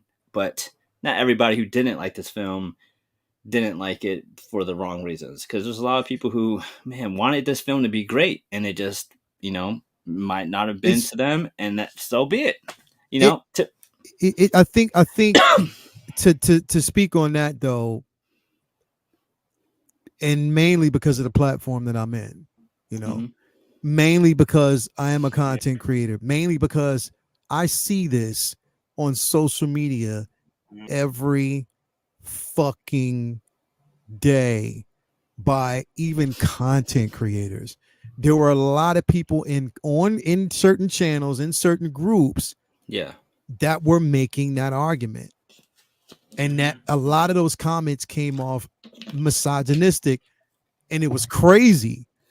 There were people who had valid points and reasons not to like the film, and there's a lot of them that are. Mhm. But a lot of them were overshadowed by the motherfuckers who had those intentions. Yeah. And that was the biggest problem, is because for the people who honestly did not like it because of the simple fact that the film, just the writing didn't carry them, the villain just Exactly. wasn't on point, just the That's why. connected. For the people like that who have Mm-hmm. their reasons, that's fine. Mm-hmm. But these other motherfuckers, bro, that continue to ride on this whole Brie Larson thing, bro, and Yeah. Mm-hmm. The literally, shitty part about that is oh, it gives creatives, it gives, well, not creatives, it gives the studio an out to just be like, they didn't like it because they're Brie Larson. sexist, and then they don't Yeah. have to fix anything, they don't have to do better. It's kind of like Right. if Black Panther had been a shitty movie, and people didn't go see it, they could have just been like, ah, people are racist, and then not tried to make it, you Enough, know, right? better, or put better writers on it, or put a Right. better villain in it, or put different type of storytelling elements in it, or make it more, Yeah. interesting. It's just like, oh, it's a girl, so you just have to go see it, because if you don't, you're a sexist. Like, I feel Yeah. like I don't know if they really are going to learn anything from people who didn't like it, other than like, their opinion doesn't matter anyway, because there's no way they couldn't have liked this unless they're misogynistic. And that's Yeah. just frustrating, because it's like, well, how do we get better female-led superhero films? Because they've had a bad break. I mean, Mm. the Marvel films have underperformed in a lot of people's constructive opinion, who want to see them succeed. And then you could say the same thing from Black Widow. You could say the same thing for Wonder Woman 84. And that's a lot Mhm. of, like, a lot of men, not just women, are like, come on, like, stop making it so hard for us. Like, I don't want to like this just because I want to support women. I want to like it because it's good. It's good. Yeah. Exactly. Exactly. Yeah. Yeah. That's how Jason, I what went were in. your thoughts, bro? I tried to go in and like this film because I liked Miss Marvel. I love the Photon character. I'm just not. I don't even have that many Miss Marvel. I mean, Captain Marvel comics in my collection, so I didn't even like her that in the comics. But the first 20 minutes, great.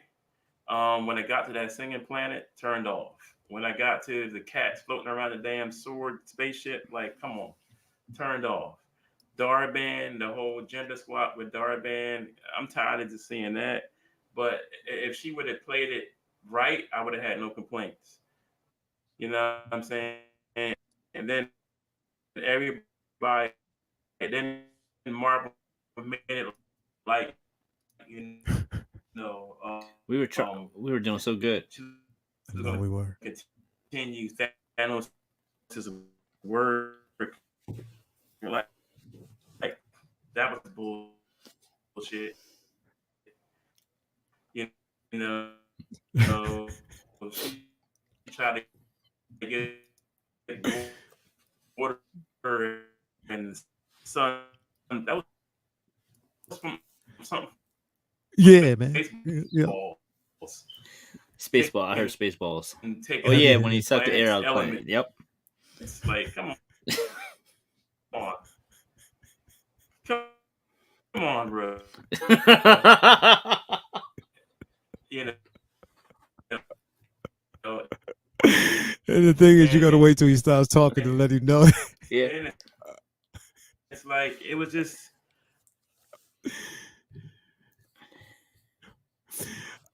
I think I get what you're saying, bro. I think I do. I think I get what you're saying. I think I understand what you're saying, bro.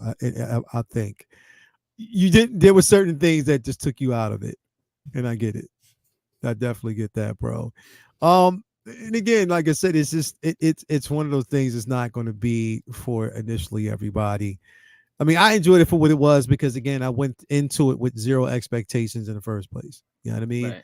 I didn't go into it with a lot of expectations for this to be, but I was pleasantly surprised and I was happy at what I saw. You know what I mean? I thought, again, despite certain things, I could watch this again before I would ever watch Thor: Love and Thunder ever again.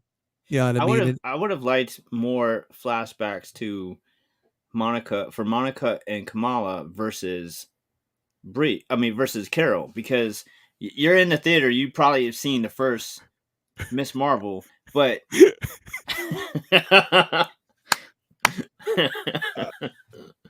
yo, y'all boys funny as hell. Whoa, dude. Bruh, it's so funny, yo. Like soon yo, as I get on to talk, I have we're gonna do a allergies. Mad Libs. We're gonna do a Mad Libs where they fill in all the adjectives and I'm with nouns it. where you was talking. I'm with it. I'm Bro, with it. I'm with you it. sounded I'll do like it. you sounded exactly like He You Who and Al Remains Trash. did when he was talking to Loki about the Bro, time slipping. So did you manage to? no, bro. You know what you need? You need a beat soundboard. So every time it cuts, you can act like he's cussing, Yeah, and bro. just Like like, and just, this just hit motherfucker, it. this motherfucker. Just hit it, bro. Beep, beep. Straight up. But yeah, I think like like Blazing Asian is an asshole. He said, I think I agree with Jason. Yo, he funny as hell. Yo, as soon as I get on, I have an outage. Like, Jason Timely. That's me. Oh, that shit is fucking funny, bro. Jason Timely, bro. Jason Timely. I'll take 2 tears in the bucket. Jason Timely, bro. That's just how it is, bro. That's me. I'll take it. I'm surprised you haven't figured out pausing time yet. Yeah.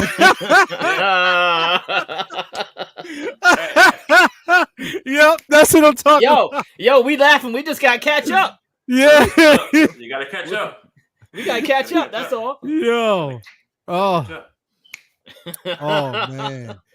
That shit was funny. Anyway, look, yeah, like I feel like those flashbacks would have helped out the other two more than Carol. Like people seeing the first movie, they didn't see the shows.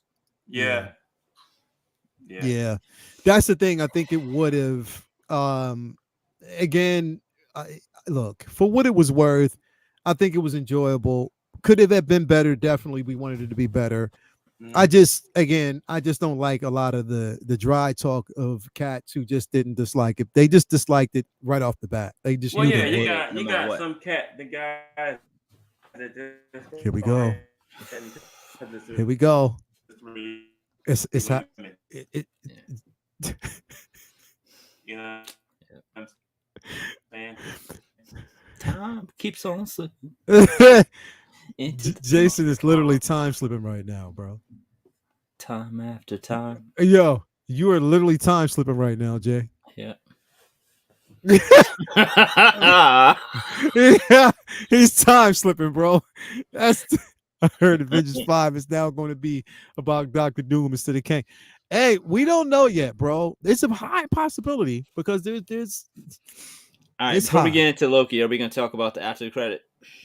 Yes, we are going to talk about the after credit because I feel as though there were 2 after credit scenes. Now, they, of course, one that I thought that now I want to get into first before we get into like the Kate Bishop Captain or Miss Marvel situation. I do want to get into the after credit scene with Hank McCoy.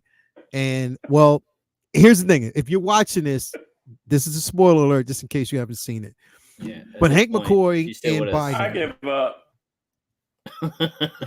I give up.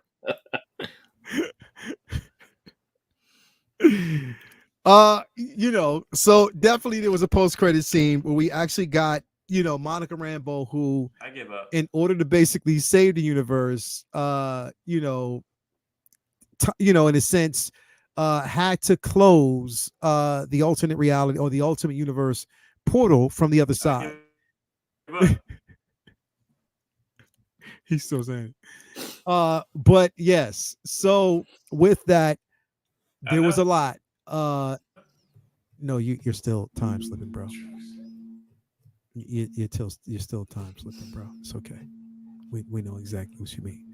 But yes, so there was a post-credit scene where we got Binary, who is Monica's mom, who we've actually seen in other films, an iteration of her in the Multiverse of Madness as that version's Captain Marvel. But in this, she was Binary, which fits well with her stint with the X-Men. So we got a chance to actually see that.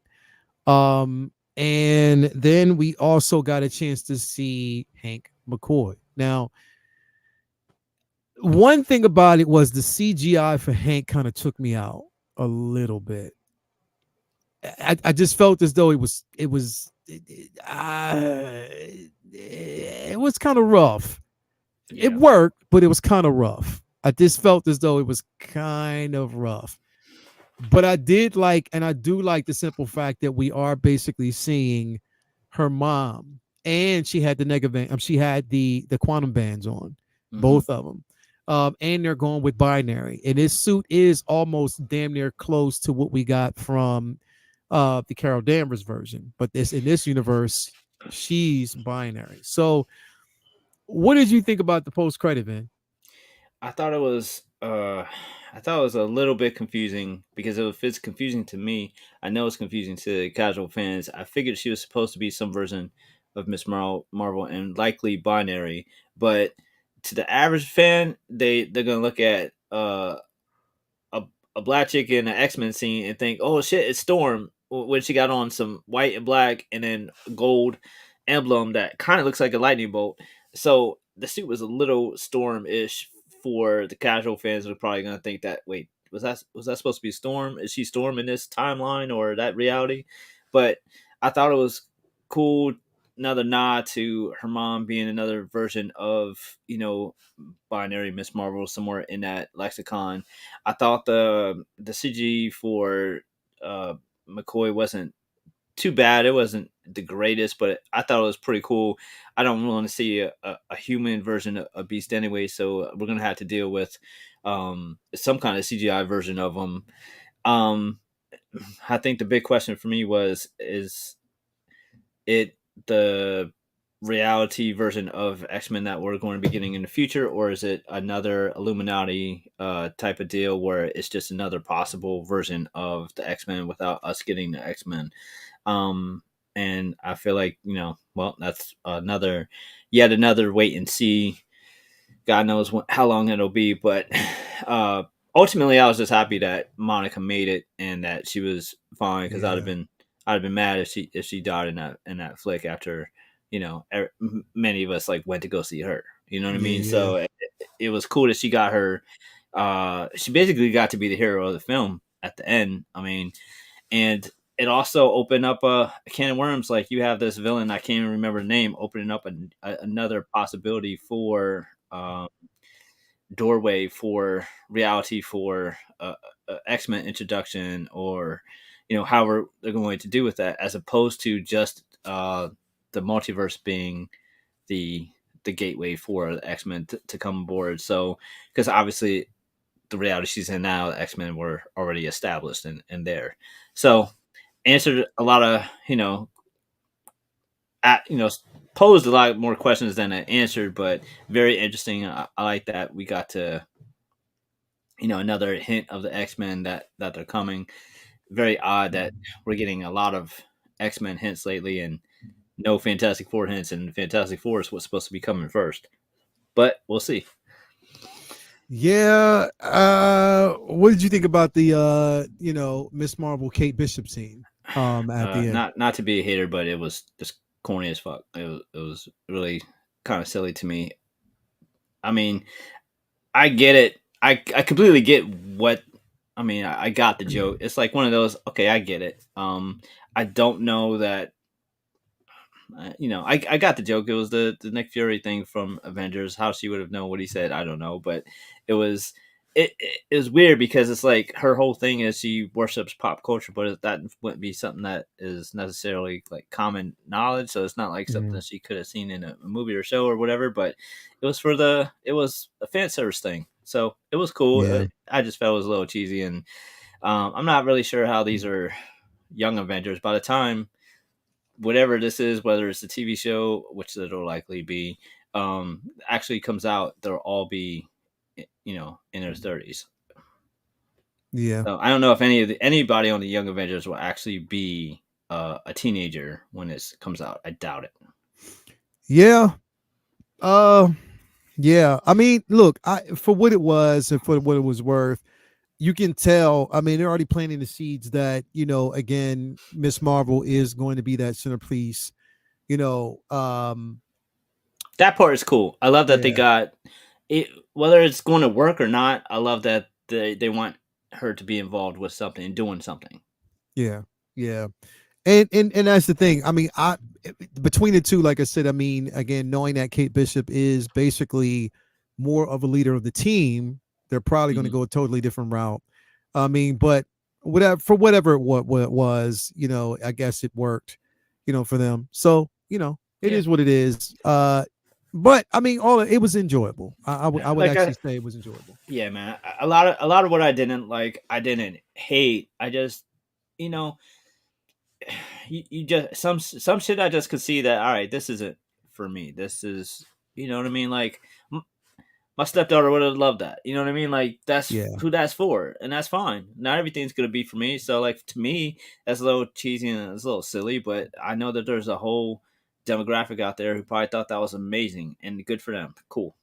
yeah, yeah. There were a lot of people out there who, definitely probably stuck with it for what it was worth. And wanted to see it and got the Yeah. enjoyment. Which, like I said, I mean, I did. I got a chance to spend the time with my family, with Toya, my daughter. You know what I mean. So definitely enjoyed it. Um, you know, the villain part was definitely a miss. You can't just don't get around that. That was a miss, Yeah, but that was tough. that definitely was tough. I think they could have did something 10 times better than that as far as the villain. Mhm. I mean, they're hanging around these accusers and the Kree. Let's kind of move on from that now. You know what I mean? Yeah. Let's kind of move on from that. That's the not the only villains that she's ever had. You know what I mean? Let's move on from something like that. They could have at least made it give her makeup. I think that might have helped, at least aesthetically, to have something different to look at than Yeah. just another human looking Kree. I feel like Yeah. that's lazy because there are human Kree who have, you know, made it with humans and become pink Kree like they are in the comics, but Mm-hmm. majority of them look like Ronin. You could have threw some makeup on her and it had a more aesthetically pleasing, like, so the villain would have at least looked cooler. She just looked like, a soccer mom. Yeah. Exactly. That was mad. Yeah. Definitely, man. So anyway, like I said, I mean, overall, like I said, I enjoy it. I know a lot of people didn't, but for what it was worth, I liked it. You know what I mean? Cool part was leaving Marvel's, no matter how you felt about it, man, what a 1-2 punch. Because even if you didn't like it, you got to go home that night and just go watch Loki. That was Yeah. incredible. Yeah. Speaking of which, we're going to go straight into it. That's what we're going right now.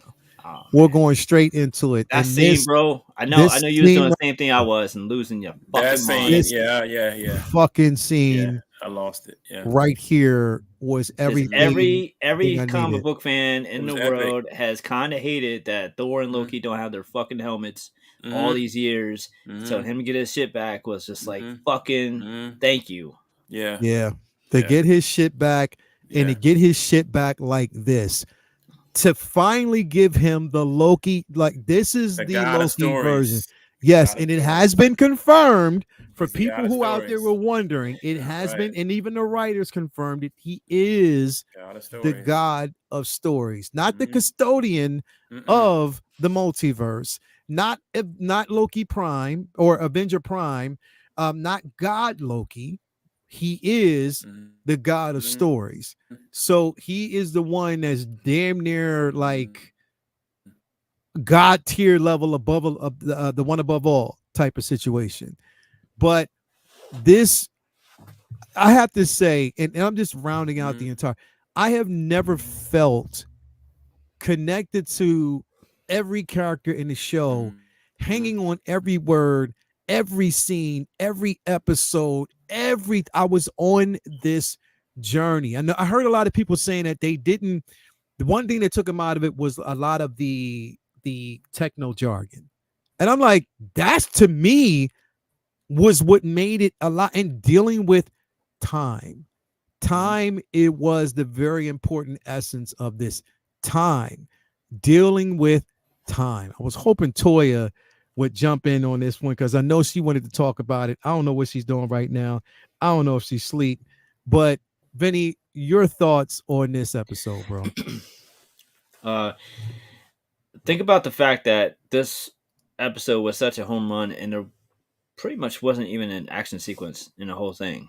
And that's one of the things that has become right along with too much comedy is overutilized CGI big fights. And what they relied on in this show and Can't beat specifically in this finale was just him. strong writing and storytelling and acting. And like you said, there wasn't an unlikable character in this whole series. Everybody you felt like a connection to. You wanted to Mhm. see, if Mhm. from the beginning, from season one, you wanted to know if Mobius was going to get his fucking jet ski. Like, think about like how mundane and silly of a kind of like thought about a connection to a character that was for them to stick with that and make you even just closer to these characters. Everybody I felt like had just the perfect amount of exposition and writing and storytelling. They kind of got away from Sophie a little bit in this season. It was almost like the writers didn't really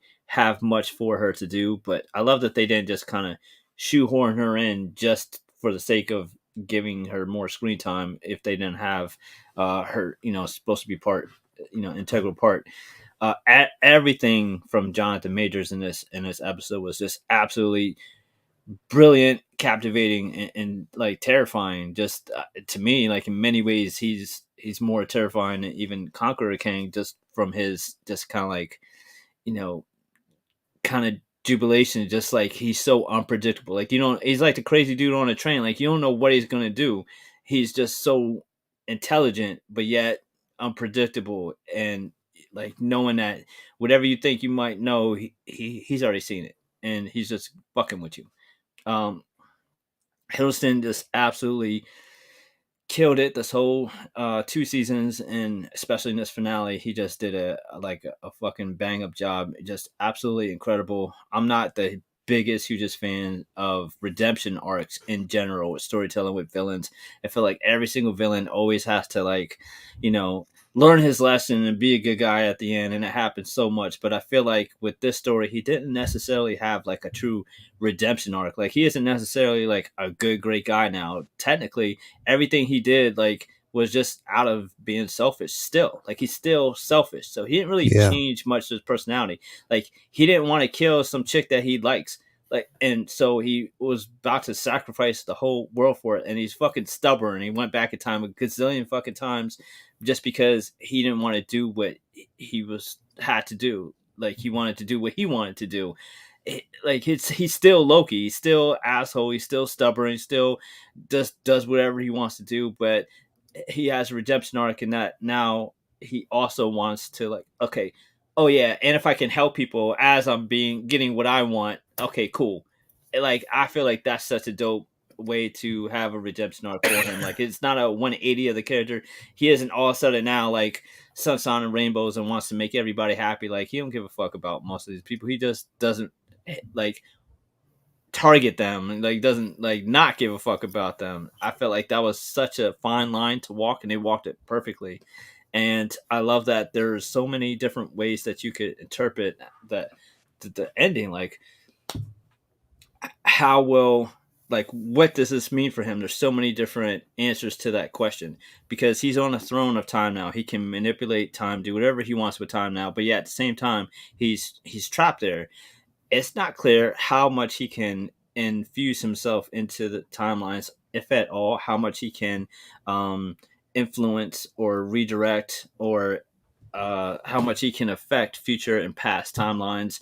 Like Mhm. it's implied that he's got a storytelling now and that he has these powers, but until we see how he uses it, manipulates it, we don't know how much he has to uh, maneuver, what kind of level of control. And then everything with Kang is still very intelligently kind of like up for um up for perception, because it's like, all right, so it's almost like they eliminated the problem of Victor Timely because they made a point now to make sure that his variant does not get the TVA handbook. Yet Yeah. the whole point of the TVA now was to make sure the other Kangs don't come into power. So without Victor Tomley, who becomes He Who Remains, pruning out the other Kangs, who's doing Mhm. that? Who's making sure that's getting done now to prevent the Council of Kangs? So it's like, is Loki now pruning those timelines out? Like, is the TVA still under that directive, and do they know what to look for? Like, there's all these great questions, but there's so many answers with this too. So I love how open that is, because it's a a closing point. It's the end of that chapter too. But yeah, there's so much that they can either do or not do. Like if they don't do anything else, it's cool. If they do a whole bunch more stuff with it, it's cool. It's like I just love the way that they figured out a way to make it a non tropey stereotypical ending, and then that walk on the catwalk to get out there. Oh man, that Man, was that good. transformation into Yeah, the yeah, Loki that we all Yeah. know. yeah. That was awesome. It's just really, really intelligent, really beautiful, really powerful, and especially for comic book heads who know a version of Loki that we've never Mm-hmm. seen in Marvel Studios, and Yep. always wanted to see an OP Loki actually be able to fight and or be as powerful as Thor in a different way. Like for Mm-hmm. years we've watched Loki just like oh, you thought I was over here, but I'm over here. Haha. Like Mm-hmm. there's so much more to Loki than that. Yeah. And to see him actually be powerful instead of just a nuisance and hard Right. to get rid of Right. Right. is what a lot of us have waited a long time for. It's like the first Avengers villain. He's been around for forever. He's done so many feats in the comics, and now we actually get to see, that payoff for what long-term comic book fans have wanted to see out of this character for forever. And Hiddleston just did Mm-hmm. such a amazing job bringing all that to life in here in ways that, in my opinion, he didn't quite do in the films, but we got it Yeah. now. We got it here because the thing is, intentionally, it was intentionally focused on him Hmm. as a character. So it was his development arc. But I like how it took 2 seasons for us to get to this point. Two Right. seasons to get to the Loki that we know now. And now he sits upon a throne. The biggest thing is the takeaway, and a most important takeaway is he knew that, yes, in order to sit upon that throne, to gain the level that you want, you had to sit alone. You had to Right. sacrifice certain things. He's no longer, I mean, he sacrificed a lot for his friends. Yes, certain things were done with selfish intent, but it was a necessary intent because, again, right now he sits alone upon a throne, but he is the God of stories. And also, let us not forget that he has mastered and did figure out how to time slip. He also learned how to time slip in the same space and time where he existed at the same space and during that time. So he can slip into himself to make choices to say certain things and not necessarily change. He can leave messages, leave little clues. I honestly believe that him in this position is going to help to basically form a Yeah. multiversal Avengers team Right. to take on a lot of what's going on in these different time streams. And I even believe, honestly, this is going to be between Kang and Loki at the same time on the back end. And what I mean by that is Loki's going to assemble his team, Kang is going to assemble his team. There's going to be a lot that's going to actually happen going forward, but this is how powerful this individual now we don't know because the Yeah. thing is, are they going to make this? Because Tom Hiddleston himself said that this was the last hurrah for him as Loki. Now they'll say a lot of that, whatever. Yeah. But my thing is, are they going to make this the old? Because again, if we're talking about the God of stories, that character is OP, OP, Mhm. OP. Both him right now and Thor in the comics right now are OP, like Right. OP. So that's what I'm saying. I don't know. Jason, what are your thoughts about this, bro?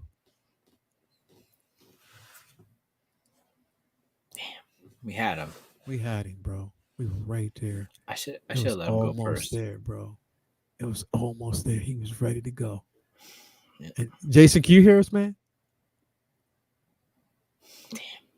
Damn it. Damn, Jay. He was hyped for this too. I know how He much he was loved it. definitely hyped for it. Toy was hyped for it too, but she was up there calling Z's, man. I was trying to get her in because she has some great points Yeah. when we were watching it. But I think, like, for me, and again, I was well connected to like pretty much all of the characters. Again, like looking at Sylvie, it's like sometimes you had like a love-hate relationship with her because it was her fault. A lot of what Right. was actually going on was her fault, but at the same time, you're like, okay, what would you have done under those circumstances? You know what I mean? You And never know. and we talk about how frustrating Loki is. She's just as frustrating because with an infinite amount of chances, he couldn't convince this bitch. Like it's just let this one thing go and we're all okay. But she just couldn't let it go. She just Yeah, couldn't, and it was just like, come on, like all you had to do is not like. It's a shame he couldn't trick her into thinking that she killed him or something yeah, like that. You know what I mean? To try to avoid it. But I loved man, Kang in this was just so just menacing, just like everything you try, like we already had this, we already did this, like we already had this dance. It was dope. So then it was obviously incredible when he like learned I how to don't know. control time himself. All right, Jason, go. Jason, Can you go, hear me? go, Can bro, you hear just me? go. Can you hear Yeah, me? we can just go, All right, just go, just all right, start all right, all talking. right, Go ahead. all right, all What you right. think? Go ahead. I thought that was beautifully done. I love the story arc. I love Loki was like in might as well say an Ouroboros, where he went full circle. He became who he was supposed to be. Yeah, He became the leader he was supposed to be. He became the god he was supposed to be. And he did have he's still him because he had so much intent. He wanted to save his friends no matter what, and he did that. yes, So I loved it. I yeah. loved it. Entire, bro. What was crazy is this entire season came out of nowhere, bro. Mm-hmm. Out of nowhere and Mm-hmm. just smacked the Mm-hmm. shit out of everybody Yeah, perfectly done. and was perfectly done. Mm-hmm. Mm-hmm. You know what I mean? And there are opportunities now. There are Yeah, opportunities now to capitalize on this to kind of help clean some things up. It's just the point of, will Marvel but do that you though? could see his growth though. He's been playing Loki for what, 14 years? Yeah, he's about 13, 14 years. Yeah. So you can Yeah, see his growth from when he first played Loki and Thor He was to 29 and now he's like 44, 42, right, 42 or something right, like that. 42, right. yeah. That's mm, awesome, bro. That's a hell of a run for a character that's been around almost as long as Wolverine. You know what I'm saying? yeah, By this guy. So Mm-hmm. great yeah, job. incredible. What do y'all think about the like the kind of like, I don't know the theory, but probably the likelihood that that was why the time stone was green. Oh snap, bro! I Bro. didn't even think about that. The Yep. thing is, it's like anything is open for interpretation. You know what I Yeah. mean? Wow, It definitely is open for interpretation. It is wow! I didn't something think that when about you that. think about, Yep. it's I didn't think like about that. that could actually be the reason. That's You know Yep. what I dope. mean? That's dope. I love that part of the game. You know what I Yeah, mean? yeah. Like just breaking down the kind of like back in the day during the Infinity Saga when people were like T for Tesseract, H for what I mean, and then break down Thanos into the different things. Yeah. Like, and it's like some of the stuff is like coincidence. Some of the stuff is that's how they planned it. And like back then, it felt like everything was so organized and thought out that like even little shit like that, it was like that's exactly what we meant to do. And now maybe some of the stuff is just coincidence and not as Mm-hmm. thought out, but Mm-hmm. stuff like that, yeah. Because I mean, look at the ether, look at the reality. That's Scarlet Witch's Exactly. color. Exactly. I mean, look at Everything. Soul. That's Adam Warlock's color. Mm. Like Mm-hmm. so it's like all right, cool. Maybe that is intentional, but I just love the what now of this because it Mm-hmm. opens, Mm-hmm. it makes so many Mm-hmm. things possible, and Yeah. it just I don't know. It's just very And very interesting. basically now we see Idrisil, the tree itself, Yes. which is actually going and harkening back to North mythology. And to see him as being the character that's kind of holding these time streams together, and a part of this. Again, I the one thing that they talked about was how, in fact, Loki was on this arc, on this journey, and before they basically brought him and Thor together, that he had to go on this journey. So now that he's going on this journey and he's where he's at right now, do you think that's a missed opportunity, or are we going to see them? Here's the thing though. I think before we can see Loki, I mean we can see them both meet, I think Thor needs to go on a journey now, bro. I think he needs his own redemption journey right now, bro. Yeah, I'm not sitting here hoping that they figure Yeah. out a way to shoehorn them back together and just to see them back together again. I don't Yeah. care if they have some kind of reunion when they're not even playing those characters anymore and some fan service thing way down the line, that'd be fine by me. I don't. I'm with you. They got to fix Thor before I worry Yeah. about them doing the team up, because right now you have somebody who's on like next level celestial, Yeah. god of time and stories and all this being, and you got his brother doing splits Yeah, and with screaming goats, running around with screaming goats and shit, man. this is true. And three-way love triangle with some hammers. Like they're on two different pages, bro. Yeah, they're definitely on two different pages, man. They're not in the same space. Well, that's what happens when you find a step into your purpose. A whole new world is at your step. Yeah, definitely it is. Mm-hmm. You need to bring your booty in Mm-hmm. here and like you sit up there talking. I was, you know, you know, definitely not aligned. Yeah, definitely not aligned. They're not. That's a totally because I think that now, Loki has hit a whole new level of wisdom. He's on a whole new different. And to have Thor, this version of Thor right now, nah. Goofy act with Thor was a waste of a film. Yeah, it is, man. That's I don't because here's the thing. I don't want them back together in the state that Thor's in because then if you have this version of Thor, then a writer may try to bring Loki down to that level. Fuck that. Nah, I don't want that shit anymore. We've had that. Let's move on to something else. Let's move definitely on to something else. Is green for the time gem or green for a new reality nominated by Doctor I Doom? agree. Good question. Good uh, question. I, I don't know. Good question. Good question. Because we do know that some of the magic that even Doom cast is green as well. You know what I mean? Yeah. So Interesting. yeah. So it's we'll see. We'll Mhm. see, bro. Like that's a good ass question, to be quite honest. Green for Loki. Yeah, you already know, man. Like again, I think that there's so many opportunities for them and spaces to go with this show because it was that damn good. Like watching it over and over, you pick up something totally new. You always pick up something that you might have missed the first time. It's going to basically see. It's going to be interesting to see what role Ramona Renslayer plays. I think that Sylvie herself is going to have an active role in the King Dynasty because she might be the one that he uses to go around and recruit. You know what I Yeah. mean? Because we know that he can't leave that throne, but he is still in direct contact with her. And she does have that level of free will, and she also basically has that time. She does have that as well. So I don't know. It'd be interesting to see what they do going forward, but I think that they need to capitalize on this.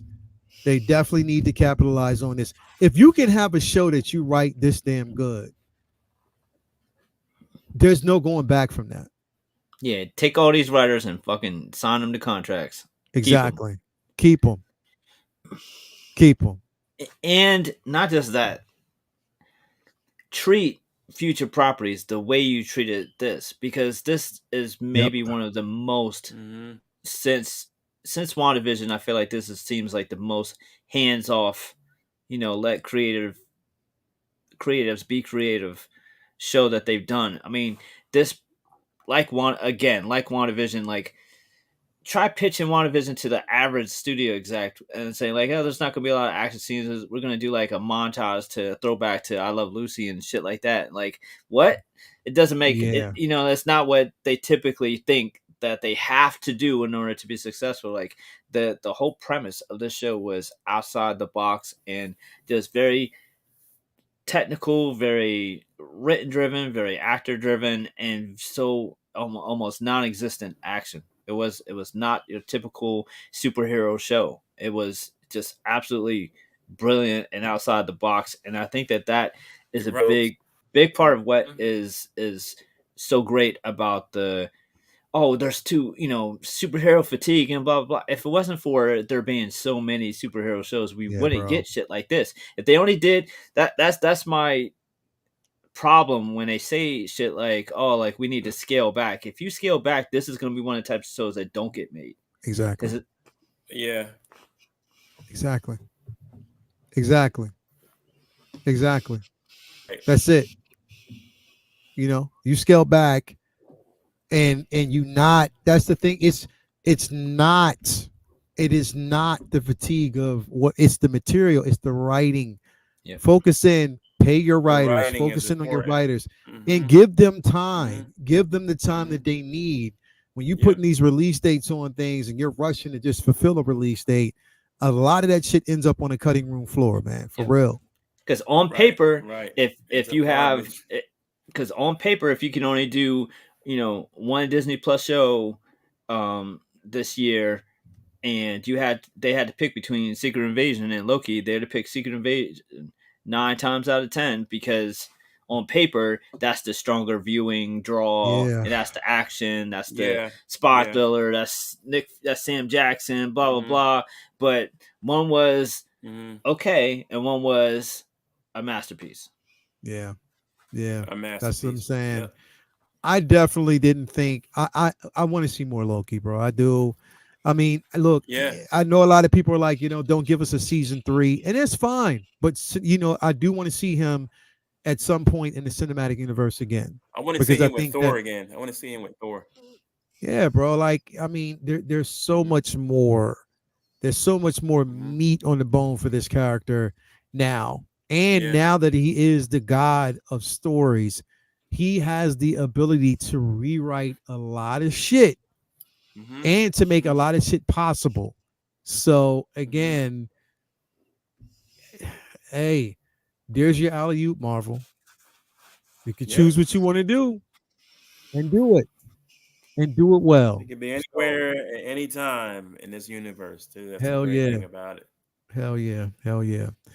So yeah, definitely great chat. Next week, what's up, Norman Rich? So glad to have you here, my man Norman. How you doing, man? What up, all? How you doing, brother? So yeah, man. Great discussion. Next week we will go over this week's actually 2 episodes then of what's it called again? Invincible. Invincible, cool. So But we'll, then we'll there'll be 3 apps to dig into. so dig into. So we'll basically talk about, next week. Yeah, definitely now since Loki's done, we'll switch to Invincible, because definitely that is something that we'll talk about because that first episode was dope. I didn't watch the second episode. I'll probably watch that tonight. And Uh we probably do for a Gen V recap too. yes, because we didn't talk about that either. So we'll do a Gen Yeah. V recap. We'll talk about Invincibles, more topics, pretty much a lot more that actually be coming probably this week. We'll talk about.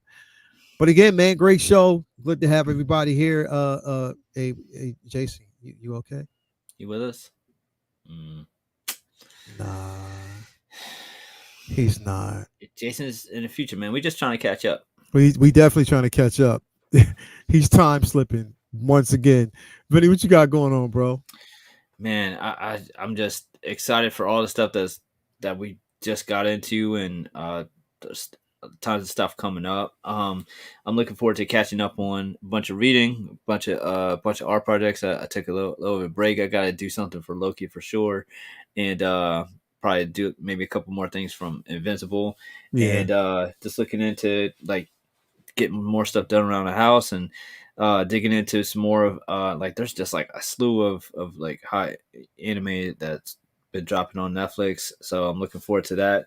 And then yeah, I think what's next? Like I think Aquaman 2 in December, and then that's probably it for the year as yeah, far as film releases. And then TV shows, I think what the next thing isn't until early in the year. What if that's probably the next thing. yeah. We So got it's what if. I think what if, and we got what if, and then we also have Echo in the new year oh, as well. that's right. Okay, cool. Yeah, Yeah, so we definitely got Echo to talk about, once that drops. So, yeah, yep. man, a lot of stuff to cover, a lot of stuff that we'll be talking about going forward. Hmm. I don't know if Jay gonna probably come back in here in good time. What's going on? We got, remember, everybody out there, if you don't know, again, Say What Wednesday will be on. This is it will be the 4K giveaway show. So definitely, if you are watching tonight, remember it is the 4K giveaway show on Wednesday. We are not giving away one. We're not giving away two, but we are giving away 3 figures from my collection on that show. So definitely make sure that you are watching that show because it's going to be definitely dope. You want to do that as well. Jason, we have you here just in time, man. What you got going on, brother? I'm trying to stay alive on the stream, man. My junk, I don't know what's going on. I'm having an outage or something. That's what my phone says. The outage going on, so I'm getting hit. So I apologize, everybody. But That's all right. Waiting for figures to come in. Like I said, getting ready to go back to school in the spring, and that is it for me. I'm Yeah, in retirement mode. You are in retirement mode and figure collecting. That's what it's all about, bro. Yes, so sir. Definitely, man. Thank you for being here. No doubt. Again, thanks everybody out there for being part of the actual show. One other thing I wanted to actually mention that I didn't mention at the top of the show, again, if you are a figure collector and you are looking and wondering where you could get your figures, what is the best place to go to find those figures? I'm telling you right now, you can hit up my guy, incredible dude, over there at Underground Figures, my man Ray. He always hooks it up. He always looks out for you guys. So definitely you can head on over there. Ray at Underground Figures. Tell him that your boy sent you. I don't get any kickback. I just like customer service, and he's dope like that. So if you're looking for figures, Good stuff. Make sure that you head on over there. Also head over to my man Ray at Hawk Wars as well. You got some good stuff popping on over there as well. So make sure that you do. A lot of good things going on, man. So definitely wanted to put that out there that my guy Ray will look out for you when it comes to figure collecting. So make sure that you actually hook him up, look him up, and he'll hook you up. That's what I'm talking about. But anyway, thank you guys out there for being here. It was a great show. Until next week, we get a lot to cover next week as well. Invincibles, we'll talk about Gen V, and some other things, man, that we'll come up with. Another artist pick for next week. We'll talk about that. But again, yes, thank you guys for being here. We had a blast. Until next week, we are out. Peace and love, and you have a good rest of your evening. We are out. Peace.